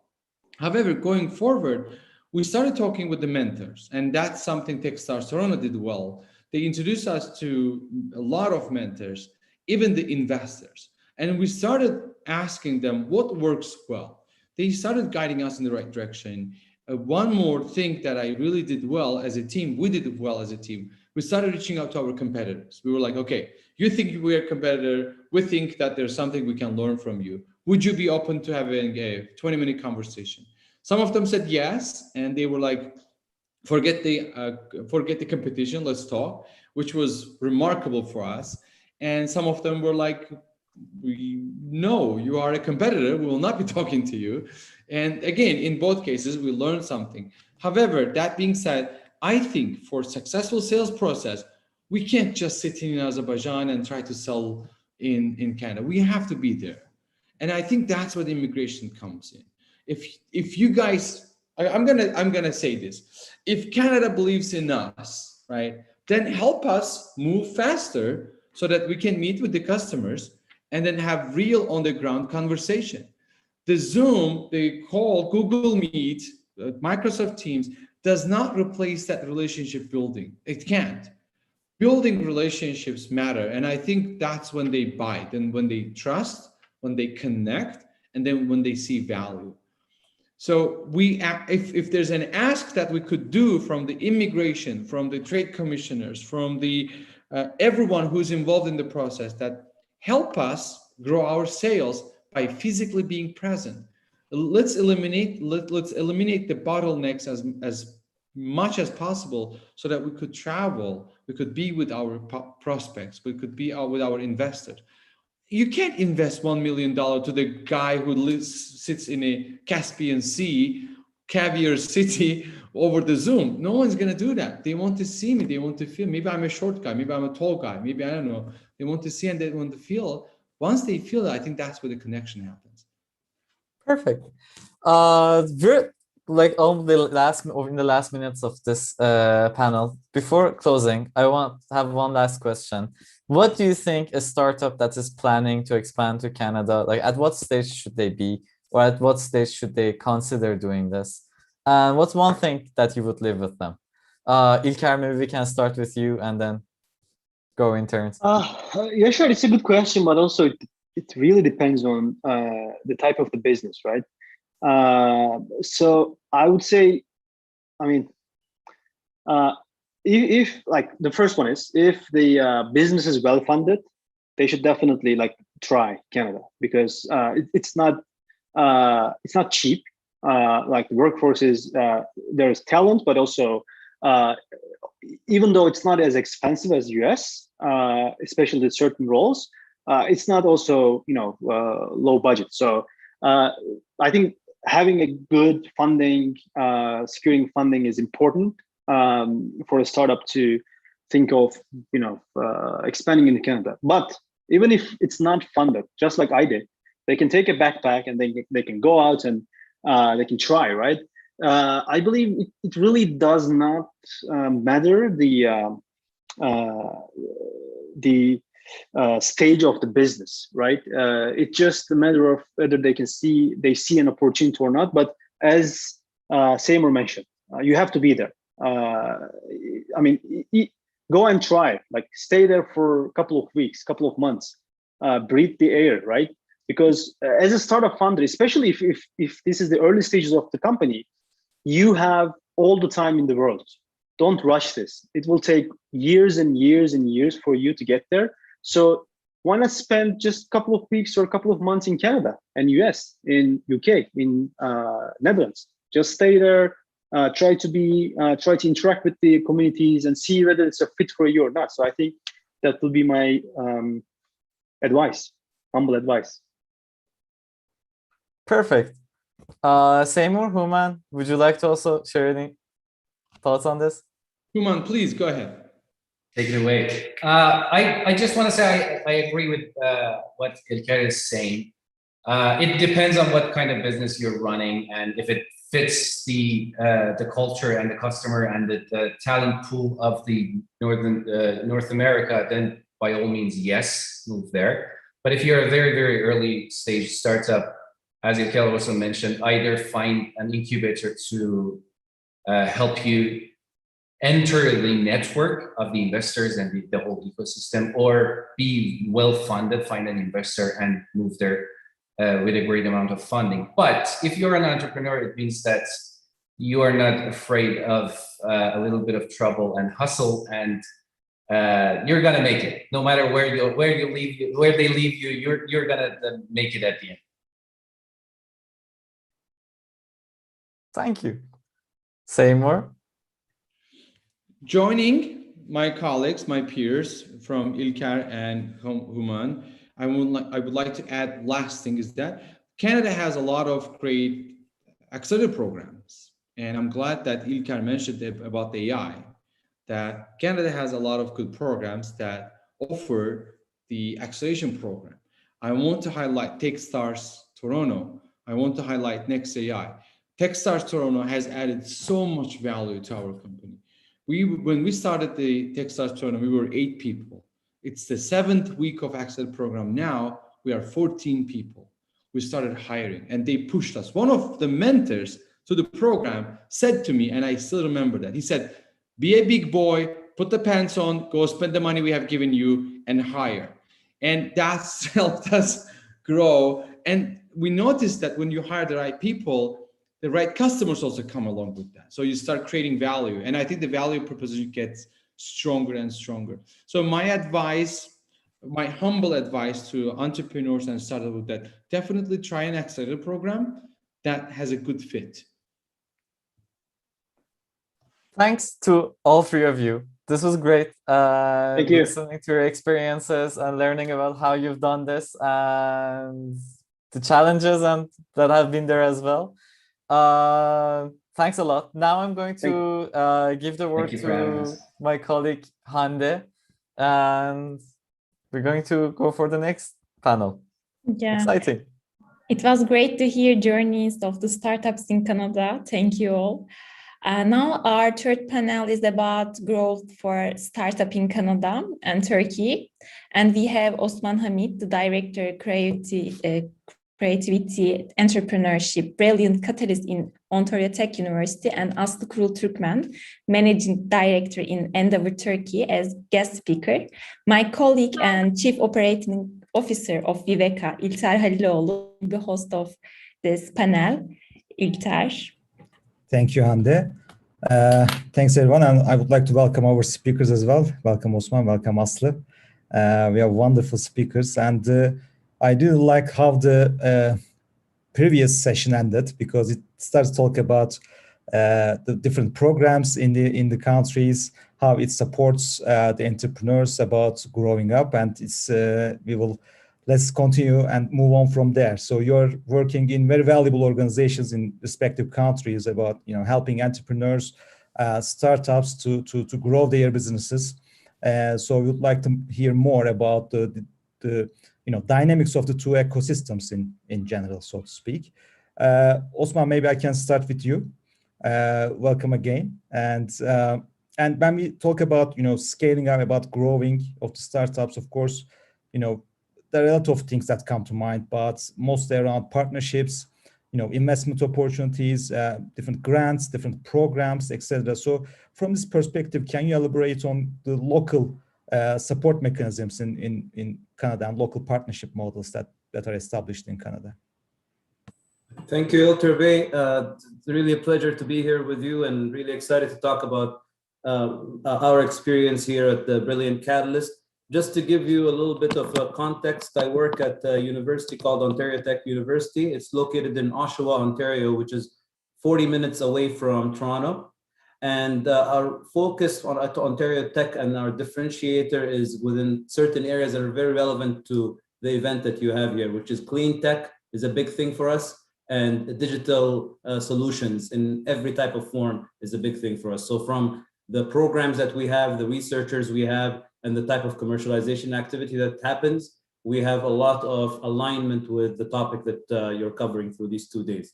Well, when you talk about the local partnerships, local grants, so on and so forth, I'm gonna piggyback on a lot of what I heard from Ms. Soparlo's chat, because she was talking about MyTax and about the innovation ecosystem. So I can tell you, for example, real life stories of companies that are starting out, graduate students who have an idea, and then after that, they're able to access some of this money. And these are students and companies within our cohort at the Brilliant Catalyst, which is the university-based incubator at Ontario Tech. So similar like a technopark, like if you think Gazi Technopark, Otu. So by the way, I visited Turkey 4 times, so I'm a big fan. So I know about the Ankara ecosystem, a little bit about Istanbul, but Ankara a lot. Great, so I have some familiarity. So if you think about it, students and faculty members and community members would come and join the Catalyst. First thing they want to look for is probably resources when it comes to mentorship and advice. And we have more than 150 incubators and accelerators in Canada. All of them usually have a good mentor base. So they will usually have people who are in the industry who would give you the advice, who've already made mistakes that you don't have to make. So in our example, we have around 30 mentors that are very vast and broad in their experiences. They can help a company or entrepreneurs or founders at the basic level, just understanding problem validation, so on and so forth. Or they can be very specific. So if I have a company in AI, this person could have been a previous CEO at AI. If it's about health sector, they could have been a director of commercialization in the hospital system. So those are the ways that we connect them. So that's the varying range of mentorship support that's there. When you think about getting staff or researchers and all that, Ms. Soparlo talked about MyTax. MyTax is a very generous funder, and you just have to know how to use it. So if you're part of a MyTax approved accelerator, which we are, then what you can do is you can use the e-accelerator program they have, and they match your funding starting at the minimum of 7,500. If you put that in as founders, they give you another 7,500 for free in order to hire students. These students, if you are the founder and you're a student, you can pay yourself to be able to conduct the research. And you also get the benefit of having a faculty supervisor. MyTax also helps companies, so you don't have to be a student founder. You could be just a founder in general, and you'll be able to access this type of expertise. It's matching funding. It starts off at 15,000. It can go even higher. We have a company that's been able to get around 100,000 of funding in order to be able to hire students and be able to work on things. So there's a lot of opportunities for local partnerships. Angels, we have angel networks that are all over the place. NACO is one that we're a member of. It's called the National Angel and Capital Organization. It has multiple angel networks under it. I think they have around 4,000 angels under them, if I'm not mistaken. And these angels within the last decade have put $1 billion of funding to companies at that level. So you can imagine that there's a lot of interest in investing in great ideas and most importantly, great people. So from a funding perspective, it's there. Incubators and accelerators give you those connections in order to be able to access angels, to access mentors, and to access customers. So there's a lot of opportunities, for example, like let's go with Aviva, because I know Aviva is also big in Turkey. It's a big insurance company here. Aviva is a very innovative company. They think outside the box. They always try to partner with startups in order to be able to further their business and be able to reduce any type of liabilities and costs that they have. So incubators and accelerators, they have relationships with big companies like these in order to be able to get startups involved. It could be through an accelerator program, could be through a pitch competition. And that's when the first connection happens. And that's when the companies are able to get to know the customers. So in Canada, it's always like this. If you have a difficulty getting into a company, you try another way. And that way is usually by using the connections and the relationships that you have with people who will know you. And then they'll say, hey, Aviva, you should look at this company, right? And be able to work with them. So those are some examples if that helps as far as local partners. I don't want to take too much of the time. Let me know when I'm rambling, so I can stop talking. No, that's very wonderful, very impressive numbers. And you exactly mentioned about, I think, the importance of the interfaces. These, institutions are very important. And just for what you said in the start, it's a shame that we couldn't host you real time, for the 5th time in here. But maybe when the pandemic is over, we will do that. So thanks for the valuable contribution. Aslı, you are working in Endeavor, and you Yes. are. It's a global organization, of course. So you have a lot of in-house experience about the global things as well. But I will, of course, ask about the Turkey-specific case. Sure. And you are working with scale-ups mostly. So how would you elaborate the Turkish ecosystem? So our mission at Endeavor is we're a nonprofit. We are in about 45 countries. We actually just opened an office in Canada. I apologize for the background noise. There's children. It's right before bedtime, so it's impossible to contain them at this point. We believe we have been operating in the world for about 25 years and in Turkey for about almost 15. So when we enter a country, it's when the ecosystem is super nascent.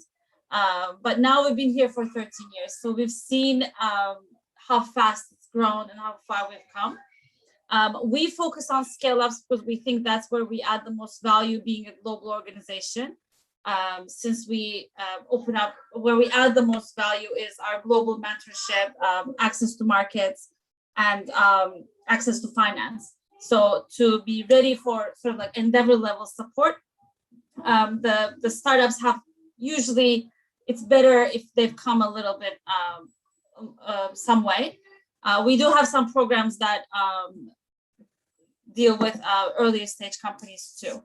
In Turkey, so 2020 was our best year yet in terms of investments, number of deals, exits. I don't like to sugarcoat things. I think it's still not where it should be given the population and the potential. We also, sitting where we sit at Endeavor, I see what's happening in other ecosystems, and I think it was a record-breaking year for every other ecosystem as well. Like, I'm sure the Egyptians are saying the same thing, the Uruguayans are saying the same thing. So this is great. Globally, the time has come. It's our time. And so what we do at Endeavor, and so in Turkey, what we're seeing, I think, in the past couple of years is, for the first time in a long time, there's an abundance of money because a lot of funds have just raised their second fund or their first fund, and they're looking for a place to deploy this money. So it's a great time to start a company here or to look for financing. The angel ecosystem is booming just because of word of mouth. There's lots of FOMO effects happening, and some angels have had amazing exits. Not as many as we hoped, but we have some that were in early stages and some of the great exits in Turkey. So their returns are appetizing for new entrants. We have corporates have come into the game in a big way. I mean, our friends at Viveka know this really well. And this is going back to what Osman said. I think this is really important because they not only open up, mentorship, whatever, but they also become customers to these companies, and they do that. So, and again, there's lots of healthy competition happening between corporates, especially banks, insurance companies, even like real industry where we didn't think we would see, some of the entrepreneurship interest coming from, thanks to, again, players like Viveka.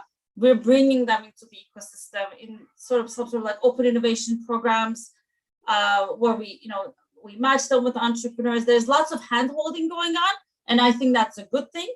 And it's beneficial for the startups.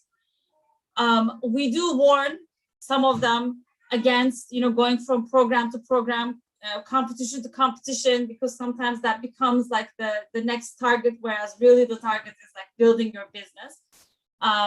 The shiny new competition and object over there is not always what's best for your startup.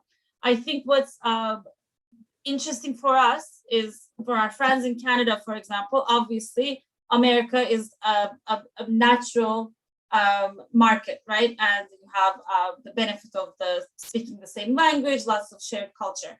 I think our biggest challenge in Turkey is we are only recently getting our feet wet in terms of getting out of the Turkish ecosystem.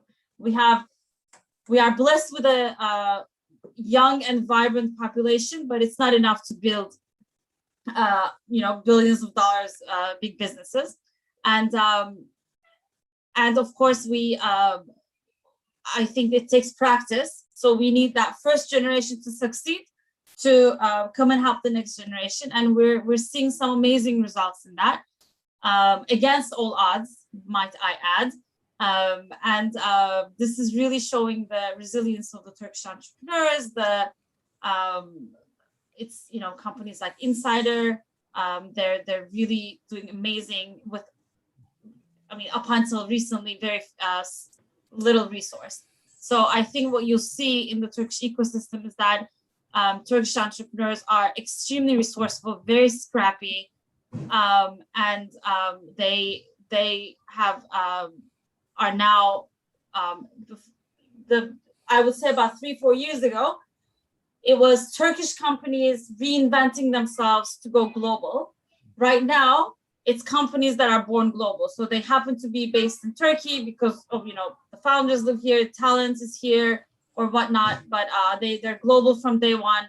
And I think that's a very different DNA than, a Turkish company changing its DNA to go global. So we're seeing that, and it's extremely exciting. That's good. Also, may I interrupt you there, because you touched a good point about the challenges in the ecosystem. So I will just turn to Osman about if he sees any challenges in the Canadian ecosystem in terms of the support to the entrepreneurs, to startups. One addition to that question is and from the support system, I will turn back to technologies, so to speak, so thematic areas. And I want to add to that question, Osman, if you see any, trends in the coming 2-3 years time, a kind of inclination towards different technological areas, which will be which are maybe now popular, but which will be more popular in the very short term or medium term? Yeah, I'll start with the last thing you asked me about, and then if I forget the first thing, you're Yes. going to remind me. Yeah, okay. So the first thing I'll tell you is I like the title and the theme of this event because it's aligned with what we're going to in Canada. Climate change is a very big problem and a very big issue that the Canadian society is really latching onto, and that is reflected in political policies, elections, and now it's also reflected in the type of funding that you're seeing. So Canadian government recently, I saw $100 million investment into finding new technologies that help with clean tech. And that is also, if you look at the oil and gas industry, which is a big industry for us, there is a big movement towards how to help this industry transition to a more greener future. So if companies in Turkey, startups in Turkey, and I've seen a lot in like Ostim and in Ankara, for example, and those types of places. I'm sure there's in Izmir and in other places. There's probably other centers. But if there is any type of startups that are focused on this area, that would be great. Another thing that is aligned also, I don't know if this is continuing or still, but Turkey is in the process of building its own zero emission vehicle, and that was a big project. Similarly, here in Canada. We're building our own Canadian zero emission vehicle. And in fact, our university has been commissioned to build the first prototype. So if you think about it, it's not about the car. It's about what software is going to go into this car. What kind of additions are going to go into this car. And the knowledge base that I know of in Turkey, a lot of automotive manufacturing happens. The European automotive manufacturing happens in Turkey. So the know-how is there. The knowledge base is there. So those two areas, I think there is a lot of opportunity. The other one obviously is AI. We have a lot of AI clusters. Previous panel talked about it. I agree with them 100%. We want to be known as that center. And there's a lot of research and there's a lot of companies that are invested in this and a lot of incubator programs. In Alberta, for example, University of Alberta, Montreal is big in the AI field. So companies in that field, they can really take advantage of the ecosystem. Challenges, and I think that was the first question you asked me, Altarbe, the challenges of access. It's resilience, very important, being able to get to the right type of ecosystem. Not every incubator is born the same. Not every staff people who work there know exactly what you're going through, and there has to be a mesh in the relationship. So just because you end up in a Canadian incubator doesn't mean you're going to get the same treatment everywhere. So try to do that exploration. Talk to people who've been through the program, who have benefited from the program. And see, like I heard a lot of great reviews about Techstars. Then you talk to the people who went to Techstars. What was the benefit? How did they help you? Does it fit for my situation? Have a conversation before you come to Canada in order to be able to understand, will you mesh with this team? If it works, great. If not, you need to go find another place. So those are sometimes the challenges. They come all the way to Canada and then you're like, oh my God, this incubator was crap. Or this funding, they told me there's a lot of funding, but there's no funding at all, or so on and so forth. So do a lot of research. All good entrepreneurs do market research. And this is one of the things you need to do. Go find the right ecosystem, and every ecosystem is different. Canada is not the same. Quebec is completely different than Alberta. Alberta is completely different than Ontario. BC is completely different than everybody else. Every province has a different type of culture, and you just need to be able to find the right one. Great. Actually, I think we have a very important guest. Sorry. No, hello. Actually, hello. Hi. Hi. You touched a very good point, Osman. I think, accelerates every program, every city even has a different, culture, and it's being there at the right time, talking to the right person. All things should align. In fact, in the end. Aslı, what would you say about the technological trends? I mean, we are talking about clean tech and digital industries in this specific event, but you can go beyond this or within that as well. But in Turkey, how do you see it? I wish I could say the same thing about the public awareness about clean tech in Turkey.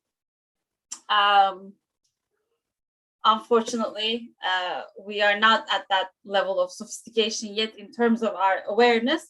but the zero emissions vehicle project is real, and I think you're right, because that has its own ecosystem. Same with our government actually announced a space program, and I mean, first we were, we're like, well, it doesn't mean they're going to put a Turkish astronaut in space, but there's actually a lot of research going into like launch systems, satellites. The defense industry is also moving along with this. So I do believe that there's lots to be said about having a goal and having people working towards that goal and creating an ecosystem around that goal. What we are looking for at Endeavor, and I think our friends in Ankara have a better lead on this, is we're hoping for a lot more R&D based deep tech entrepreneurship to come out of Turkey, because I think one of our challenges is the university based innovation traditionally happens around grants. So these companies go from grant to grant, creating lots of projects, but not lots of products and not real businesses.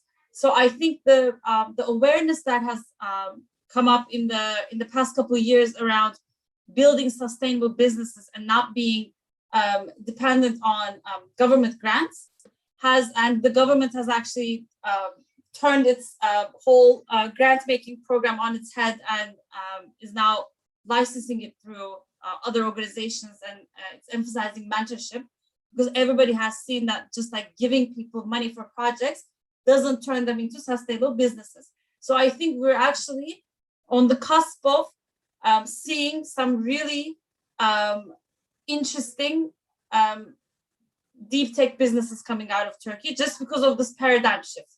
We have the engineers, that's for sure. And now we have to get those engineers in the same room with the product managers, the business people, the designers, whoever needs to be in the same room, and give them the goal of building sustainable businesses, which I think is going to happen, because that's where the whole system is moving along. So I'm excited about that. The AI portion. So even though clean tech as a vertical may not be top of mind for a lot of people right now, AI is, and lots of other digital technologies are. And a lot of engineers are working towards building products and businesses in that space. And they of course are applicable in every single industry. So, and since one of the big goals of Turkey has to be creating value-added manufacturing, and a lot of technology feeds into that as well. So I think one of our biggest opportunities is for industry and private and public sector partnerships, and industry and university partnerships, and that's starting to happen. And I think that's where we're going to see a lot of interesting ideas come about. Where we're strong is, for example, if you want to talk about gaming, then I can say, we're probably, maybe number one in the world outside of America right now in terms of the funding and exits around gaming. Lots of commerce. I won't spoil our next guest. Is going amazingly well. A lot of companies have learned so much in the local market, and they're taking it to other markets. So those, I think, are on track. And I think where we have to all roll up our sleeves is deep tech and, as you said, clean energy, anything that's ambitious and good, world changing. Great. I mean, I think if we talk about this topic, it's a very interesting topic and a lot of things to discuss. So we can talk for hours, but we started a few minutes late, so I will use that as an edge at the end, and maybe for one last question to both of you. Osman, maybe I can again start with you. So I'm just looking for some local, kind of tips and tricks for doing business in the Canadian ecosystem. So if actually you entered this topic a little bit in your last answer, but what are the three things that a startup should keep in mind? Let's say if they're planning to expand in the or enter or expand in the Canadian market. Yeah, I think when you do real estate, they tell you what are the three top things in real estate. They tell you location, location, location. in entrepreneurship, I feel like it's network. Yeah. And I think being able to create that network enables you to be able to get access to things that you would never have known about. There was a couple of mentions about programs like NRC IRAP, it's called. So this is a government funding organization that provides funding towards companies that are doing research and development. If you go to that website, it's going to be very hard for you to be able to understand the rules and regulations. I don't know if Tubitak is the same, but by the time you get to the right answer, you'll be like next year. So exactly. By networking with people, not only the ones who work at IRAP, because they give you the time, they'll actually meet with you and tell you the tips and tricks, but entrepreneurs who've been able to get that funding before, you'll be able to get the right way of doing it and the easiest way of doing it. Other than the network, obviously, being able to understand what problem you're solving will help you understand what type of customer or support you're looking for. If you come and you don't understand what your problem is or what you're solving, it's going to be a problem. And I agree with this one notion that was brought up. I went to, the first year I came to Turkey, I went to ODTÜ. And in ODTÜ, they have this tech fair where they show you all these companies and ideas. Great solutions, great engineers. However, there's one single problem. You ask them who you're selling to, they don't understand. So it's a beautiful design, beautiful solution, but they didn't know what problem they're solving, so they cannot connect. There is no market fit. So before you even come to a Canadian ecosystem, you might have found the market fit for you here, there in Turkey, but make sure you understand what the market fit here, because Canadians are different than Turks, and Canadian companies are different than Turkish companies. If I go to Turkcell, it's different than I talk to Bell and Rogers here. And I heard another one about procurement. Everyone has processes here in Canada. We love processes because we're very risk averse. That's another thing to understand in Canada. But once you're in the system and they trust you, they don't move from you. Because again, the risk reverse, so they want to keep the same relationship. And the last thing that I'll tell you is being able to understand these relationships definitely gives you a gateway to a bigger market, which is the American market, similar to how Turkey gives you a gateway to Europe. I think being able to have those networks enables you to understand how you can expand and scale from the Canadian market to the American market. Before I forget, there is one thing that to touch upon the gaming industry. That's another big industry for us here in Canada. And I know about Peak Games, for example. They're one of your unicorns, 1.8 billion, if I'm not mistaken, with Zynga. But more importantly, it's not about the games as in for entertainment. There's a lot of serious gaming and a lot of applications in hospitals, a lot of applications when it comes to HR, a lot of applications when it comes to social justice here in Canada. So the brains that are there in Turkey, being able to develop the necessary applications for gaming purposes can be easily pivoted to be able to go enter these sectors and take advantage of this situation.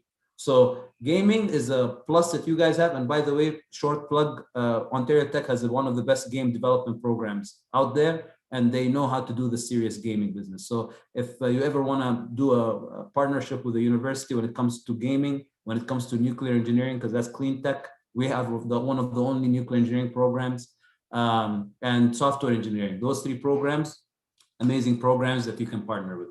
Thank you, Osman. So maybe you can wrap up in 2 minutes. Aslı, I will turn back to you. What would you recommend the top, 3 tricks or tips that you would say to startups who would want to enter or expand in the Turkish market?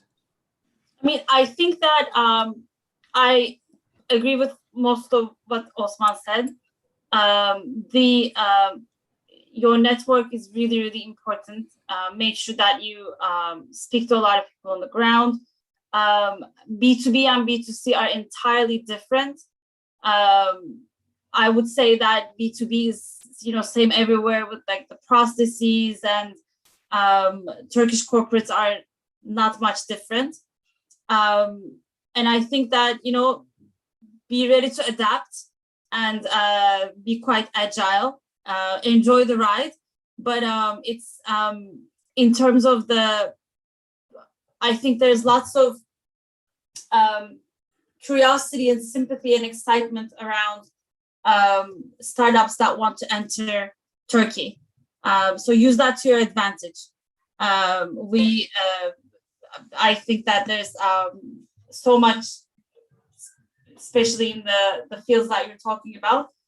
There's lots of opportunity, and there's lots of people here on the ground who are excited to partner and learn from a lot of different startups from different countries. I think what we're seeing is a model that's developing where people are starting to set up R&D centers in Turkey. We're seeing this happen from the Middle East. We're seeing this happen from the CEE region as well, where they want to, set up, find the best engineers, pay them in dollars, and make use of the talent pool that's here. And I think that that's an exciting value proposition as well. If you're looking to build an R&D center outside of Canada, I think Turkey would be an interesting place to look at as well.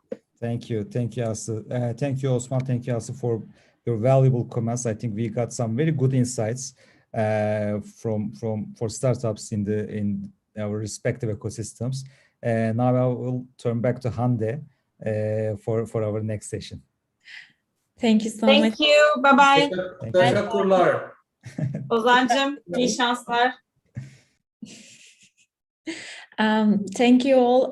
Considering the last points shared by Aslı and Osman in our panel, we would also like to explore the latest development in digital technologies such as artificial intelligence, machine learning, and their commercialization through innovation-based businesses and startups. So our last panel is about building a digital future in industry.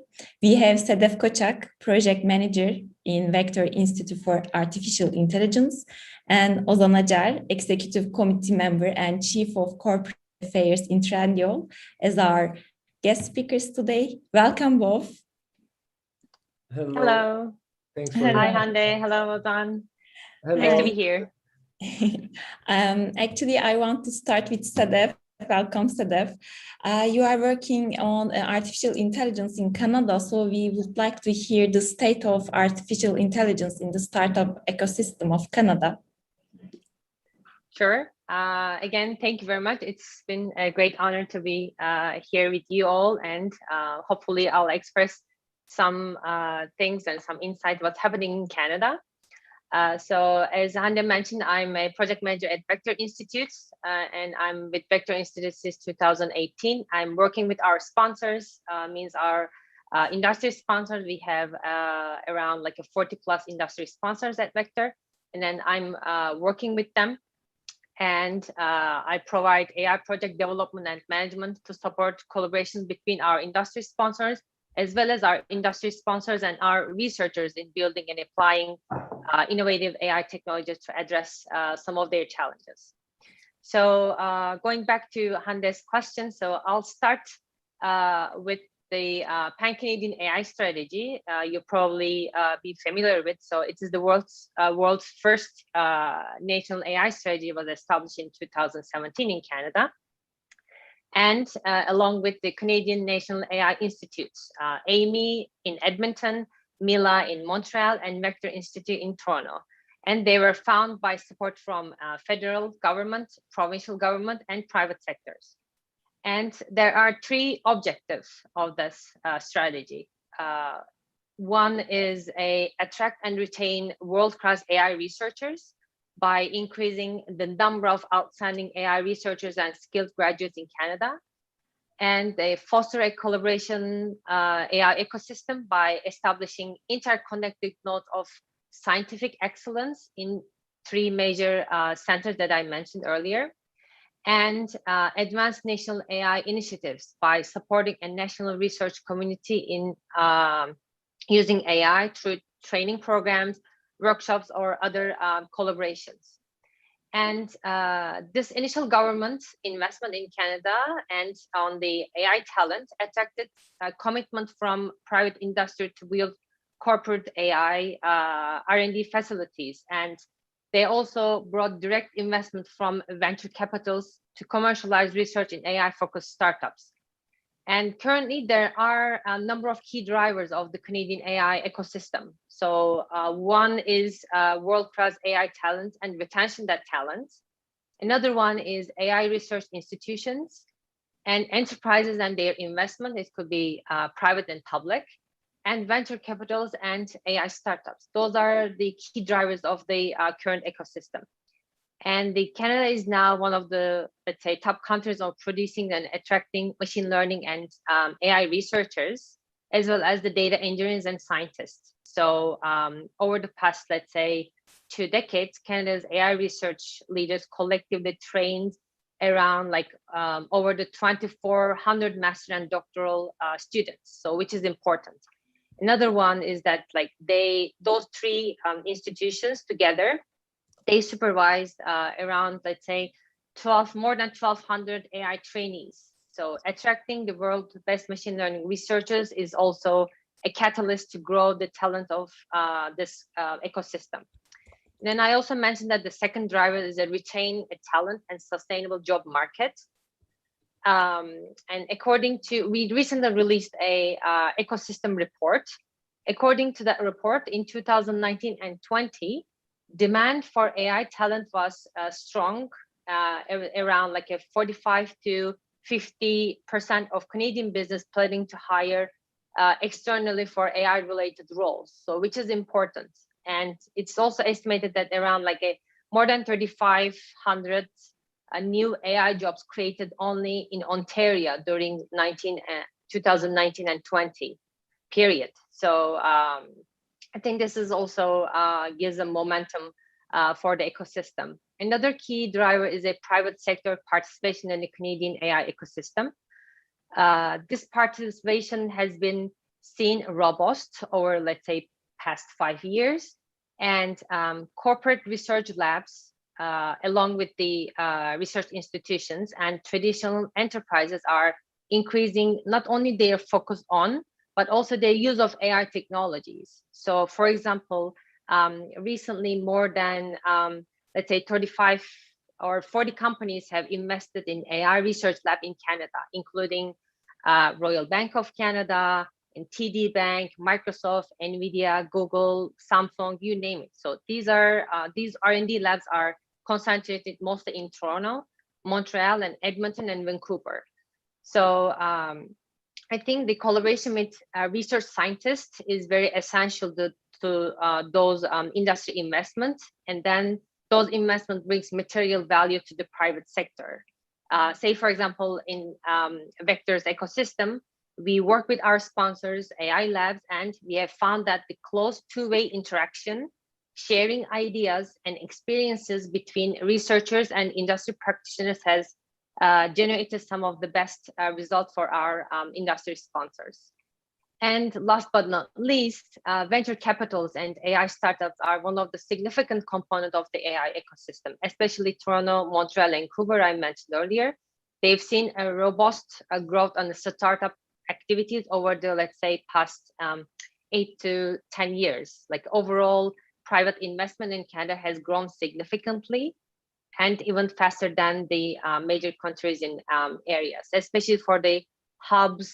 Entrepreneurial hubs are important, such as Next AI and Creative Distraction Labs AI streams in Montreal and Toronto. So these programs have a great impact in seeding and accelerating venture activities in the ecosystem. Thank you so much, Sadaf. It sounds really exciting in terms of digital future. Now, Ozan, welcome. You have been in public and private sector. You have been involved in supporting startups and organization with influence with development of the startup ecosystem in Turkey. I want to ask that what are the latest domains of technologies that are being involved and supported in Turkey? Yeah, thank you so much for inviting actually to our Canadian friends and Viveka and putting this event together. So it's a really pleasure for me to address such a diverse group of entrepreneurs and public and private sector professionals. So the digitalization is a subject matter that deserves the attention of people from many professions. And in order to reap the full benefits of digital technologies, there is a long laundry list of to-dos actually. And it's a valid statement for both developed and developing countries. And nowadays we are feeling it much more than it was before. Our world is in a permanent flux. So you can argue that, I mean, it used to be like this way before in the history of humankind, but this time it looks really different. Because like, as you said, like the digital technologies, especially the artificial intelligence, upends the way we interact with our environment in the broadest way possible. And say it's the relationship between the governments and citizens, companies and their customers, vendors and employees, children and parents, and you can easily expand the list. And I would like to talk a little bit about the importance of digital technologies for industrial competitiveness into context, actually. So the technologies of our time are, at the end of the day, serve the business community, and like the business community is comprised of like manufacturers basically, and say it is in the agricultural sector, or it's in the industry, or it's in the services sector. At the end of the day, like these technologies are developed to serve for some like traditional economic activity holders at the end of the day. And the topic of this session is building a digital future in industry at the end of the day. And everybody is nowadays talking about the venture capital investments hype in on-demand services, e-commerce, and financial technologies. So there was this survey conducted with private equity directors of like major funds, and they were asked if they are interested in investing in Turkey, in which areas they would put their money. And the number one was e-commerce, and the second item was the financial technologies. It was because of like natural reasons. I mean, Turkey has a young population and the internet penetration is high. Everybody is having a smartphone in their pockets. So like there is still a tremendous room for improvement in terms of the number of like internet users and e-commerce shoppers. So like this area is quite appealing for them. And these activities, especially in Turkey, experienced a very rapid growth rate in the last couple of years due to obvious reasons, as I said. And especially the COVID-19 crisis accelerated the growth in these areas. And I actually honestly see less discussion on the importance of manufacturing and industrial policies. So I started my career by like taking part in the preparation of Turkey's first industrial strategy document. So I have a bias towards the importance of industrial activity in Turkey and in other countries as well. I see as a very important economic activity for a sustainable economic development. And our question now is, shall we really care about the industrial development, or is it an old-fashioned paradigm? So let's think about the critical turning points of the pandemic. Like at first, it was about the scarcity of masks, then the global supply of shortage of ventilators. And we started discussing how to solve the supply problem emerged as the major issue. Masks were found and ventilator manufacturing, thanks God, met the demand. Then the issue turned out to be the production of enough amount of vaccines. So the last problem is yet to be resolved. And it's still a pressing challenge, especially across the developing world. So, and finally, the computer chips. So it used to be the PCs, smartphones, and other household devices that needed chips in their production processes. And now the automotive industry, for example, became a major chip consumer along with many other industries. And as a result, the world is suffering from computer chip shortages right now. And it was on Financial Times today, and Tesla set to pay for chips in advance in bid to overcome shortages. Think about a major auto manufacturer, and it is paying for a critical supply in advance. Like normally, the suppliers are in line in front of like automotive manufacturing plants to supply their products. But I mean, when it comes to chips, the picture changes dramatically. I mean, and US and Europe are in a race to attract investment from Asian chip producers. I mean, they're offering like very favorable terms for these companies to invest in manufacturing plants in their countries. So masks, ventilators, vaccines, and chips, they are all manufacturing industry products at the end of the day. So even though we are talking about, as I said, on-demand services and e-commerce, but I mean, the bottom line is the foundation of sustainable economic growth lays upon these manufacturing capabilities. And the pattern marks the strategic importance of having manufacturing capabilities, as I said. But aside from being strategically important, having a strong manufacturing base is crucial for having a healthy economic development path.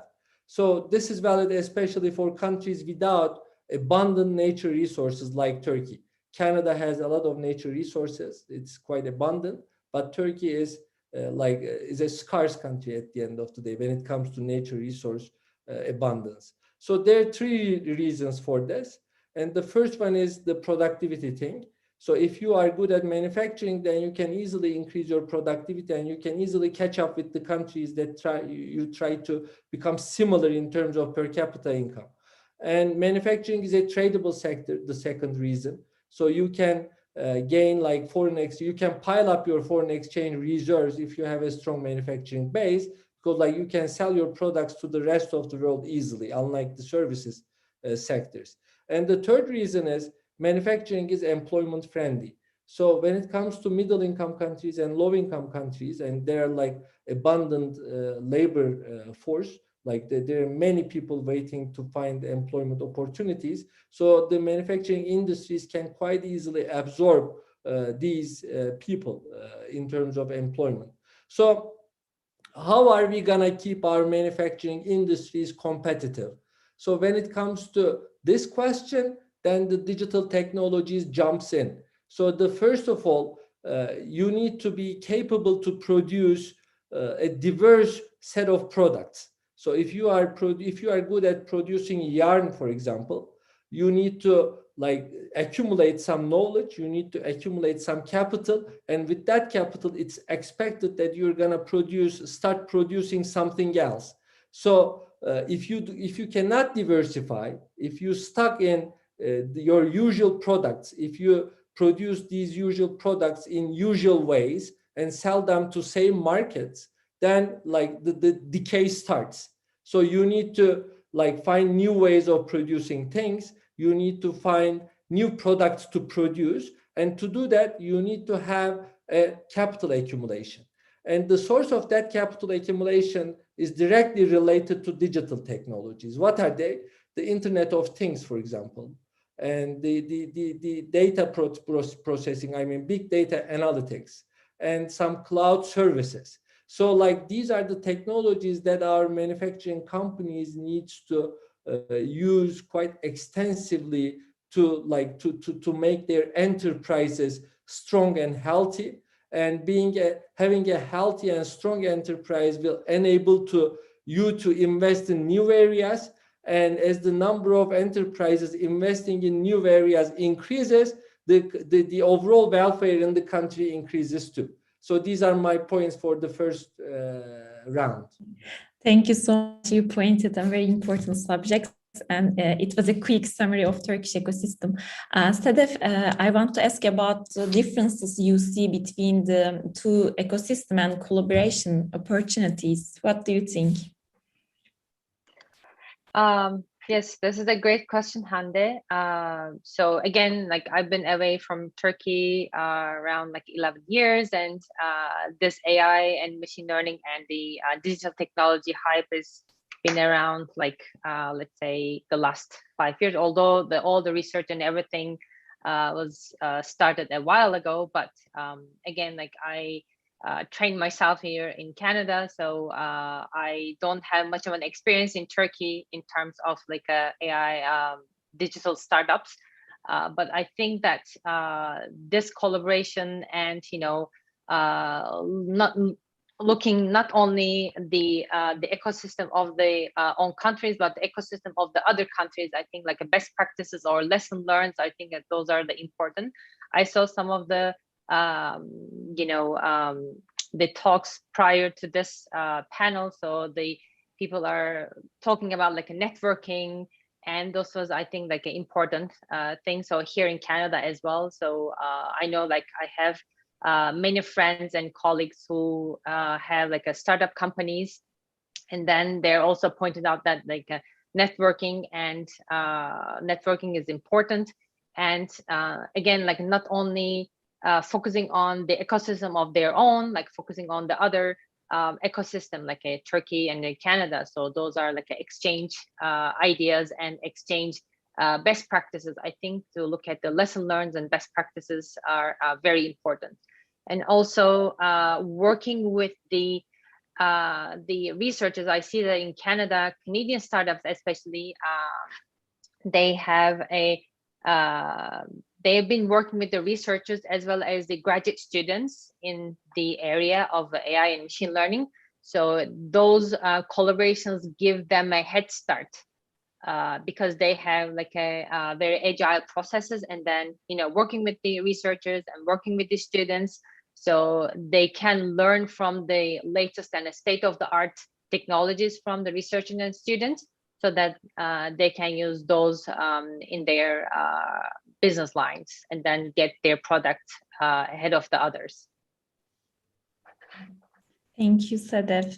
And we are curious about challenges actually. Ozan, I want to ask first you, but we have really limited time. So if it becomes a short answer, it would be great. What are some of the challenges that you see for deep technologies to be developed in Turkey? Like, if you let me limit my points on digital technologies, I would first say the infrastructure problems, because when you compare the internet speed in Turkey with European countries, for example, the Central European countries and Western European countries or the US, so you see the internet speed in this country is quite low as compared to others, and the costs are high, like due to excessive taxes. Therefore, like, and if you take a look at the technology in the infrastructure, you see like the copper cables, and we don't have like fiber optic infrastructure right now in the country. It's quite limited. Therefore, like we need to first think about the infrastructure problems, I would say. And the second issue is about the policy environment, because like these technology areas are newly developing and it challenges the existing legislation in place. And the public agencies are working on creating new legislations. And we need to have a more predictable policy environment in that regard. As of today, like we see that like the legislations are changing from day to day without enough consultation with the private sector actors. And therefore, like if you are a company, a global technology company, and thinking about investing in Turkey, you would definitely have a question mark by getting into the country by yourself. So therefore, like they are all looking for Turkish partners, because like Turks are better at like finding their way, navigating like in between all these cumbersome legislations. That was the second point I would raise. And the third point is filling the skills gap. So yes, you're right. I mean, we have a booming gaming sector. The internet technologies, internet companies are flourishing, and Trendyol is one of them when it comes to e-commerce, for example. But I mean, one of the main challenges of Trendyol is to find enough talent, like the enough numbers of talent, because like we need more software engineers, because like we are in Turkey at Trendyol, we are developing our own technologies. We have one of the largest tech centers, the ministry accredited tech centers in the country. And we are having real difficulties in finding these talented software engineers. And at the time of remote working, like the current human resource in the country can stay in Istanbul, and they can like rent their brains to global technology companies. I mean, they can live in Istanbul and they can work for global technology companies abroad. And this is the worst thing that could happen to Turkish technology ecosystem. Therefore, like we need to think really more about like these human resource issues. And the fourth issue is like Turkey is a mid-sized country, as you know, like, and most of our entrepreneurs are focusing on the internal market. I mean, they don't have the vision to go global from day one. And like to give them that vision, we need to become part of this European market. And we have an opportunity in that regard. The Europeans are discussing this European single market issues. And Turkey needs to find a way to become part of this European single market. And if we can manage it, if we achieve it, then our like entrepreneurs will start thinking about like building enterprises that will serve the entire European region from day one. Yeah. Ozan, you mentioned about infrastructure, policy environment, skill gap challenges in Turkey we are facing. But I want to shift totally another challenge, Sedef. We know that you are especially interested in gender inequality and equality actually in the field of AI. And I personally curious about your thoughts and insights on the influence of gender in this field.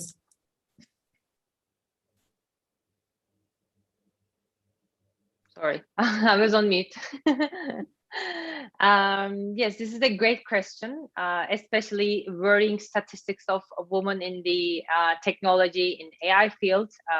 So those fields are supposedly reshaping the society, right? So, but we all say that like every aspect of our lives will soon be transformed by AI and machine learning, and through innovations such as like self-driving cars or facial recognition, voice recognition systems, chatbot, and etc. But we have a gender inequality problem in the field.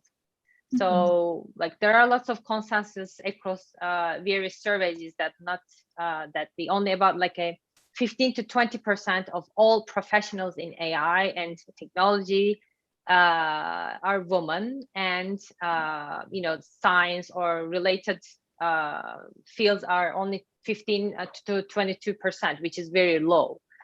And recently, all researchers and practitioners, especially industry practitioners in the field, stress that the AI community needs better representation of gender.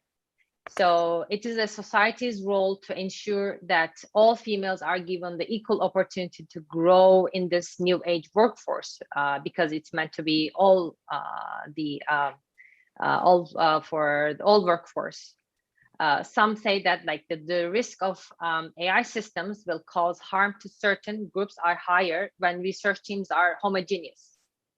So this is also applied to the business teams, you know. So for example, like diverse teams are more likely to flag problems that could have like a negative consequences before a product has been launched. Or like a research has also shown like diverse teams are more productive. So we need to take into those considerations, and in specifically like a heavy emphasis on the female workforce within the technology field can help elevate some of the biggest problems that we face in the especially in the machine learning technologies, such as selection bias. So let's say AI algorithms are susceptible to bias, as we probably know. And so building them requires a team. That team includes a wide range of views and experiences, which is very important. So in order us to close the gender gap in science, technology, engineering, math, that is called STEM fields, and to accelerate advances in the AI and the sciences, we must encourage and support women in all levels, from government to enterprise, and establish an equal employment opportunities for all. I think the first step in bridging the gap is the raising the awareness. So fortunately, many female AI leaders are voicing their concerns and acting as a role model towards a better path forward. For example, one of our faculty members, Marzieh Gassemi, she is also a CFAR Canadian AI chair and professor in University of Toronto. She urged that like all the advances that leapfrog societies forward, we must develop technologies, especially AI and machine learning, with diversity in mind. So in recent years, there are like many efforts to raise awareness. For example, Women in AI, Women in Tech, Women Targeted Technology Initiatives workshop has been organized to give those women a venue to present their work and listen success stories and work with the mentors. Mentors are really important. And for example, I've been mentoring and working with the girls and women in this area. I also have lots of mentors in the past, and I still have a mentor. So I'm working with the mentor for my career development. And those are like very important points that we need to be focusing on. And many, let's say, professional development courses are designed to offer alternative, not the conventional, like a grad school kind of tracking schools, but the companies are also giving some opportunities like a diversity scholarships. And for example, recently at Vector, we launched a equity, diversity, and inclusion program. And we have been working with like a different work streams to identify, evaluate, and build different programs to increase diversity in the ecosystem. Thank you so much. It was enlightening, and what you did was very hopeful for all gender equality. Actually, Ozan, is there anything you want to add about gender gap in tech industry in Turkey, so we can finish this panel? So I am part of a company which is founded by a woman entrepreneur, Demet Mutlu. And I am proud to say that like around 25% of all sellers trading through Trendyol are founded by female founders. And that ratio is only 10% in country for overall the private sector, in overall private sector. And the high-level management roles are filled by women, like 41% of them. So therefore, like from many angles, Trendyol by itself is taking an active role in women empowerment in Turkey, and I'm proud of that. I would add. Thank you so much. It was really hopeful and talking with you. It was great panel. Thank you again. And Yashar, is there anything you want to say or ask? This was great. Thank you both for everything that you shared today and all the information and experiences and thoughts as well. It was a great day. Thank you all. Thank you very much. Good luck with the rest of the day. See you. Bye.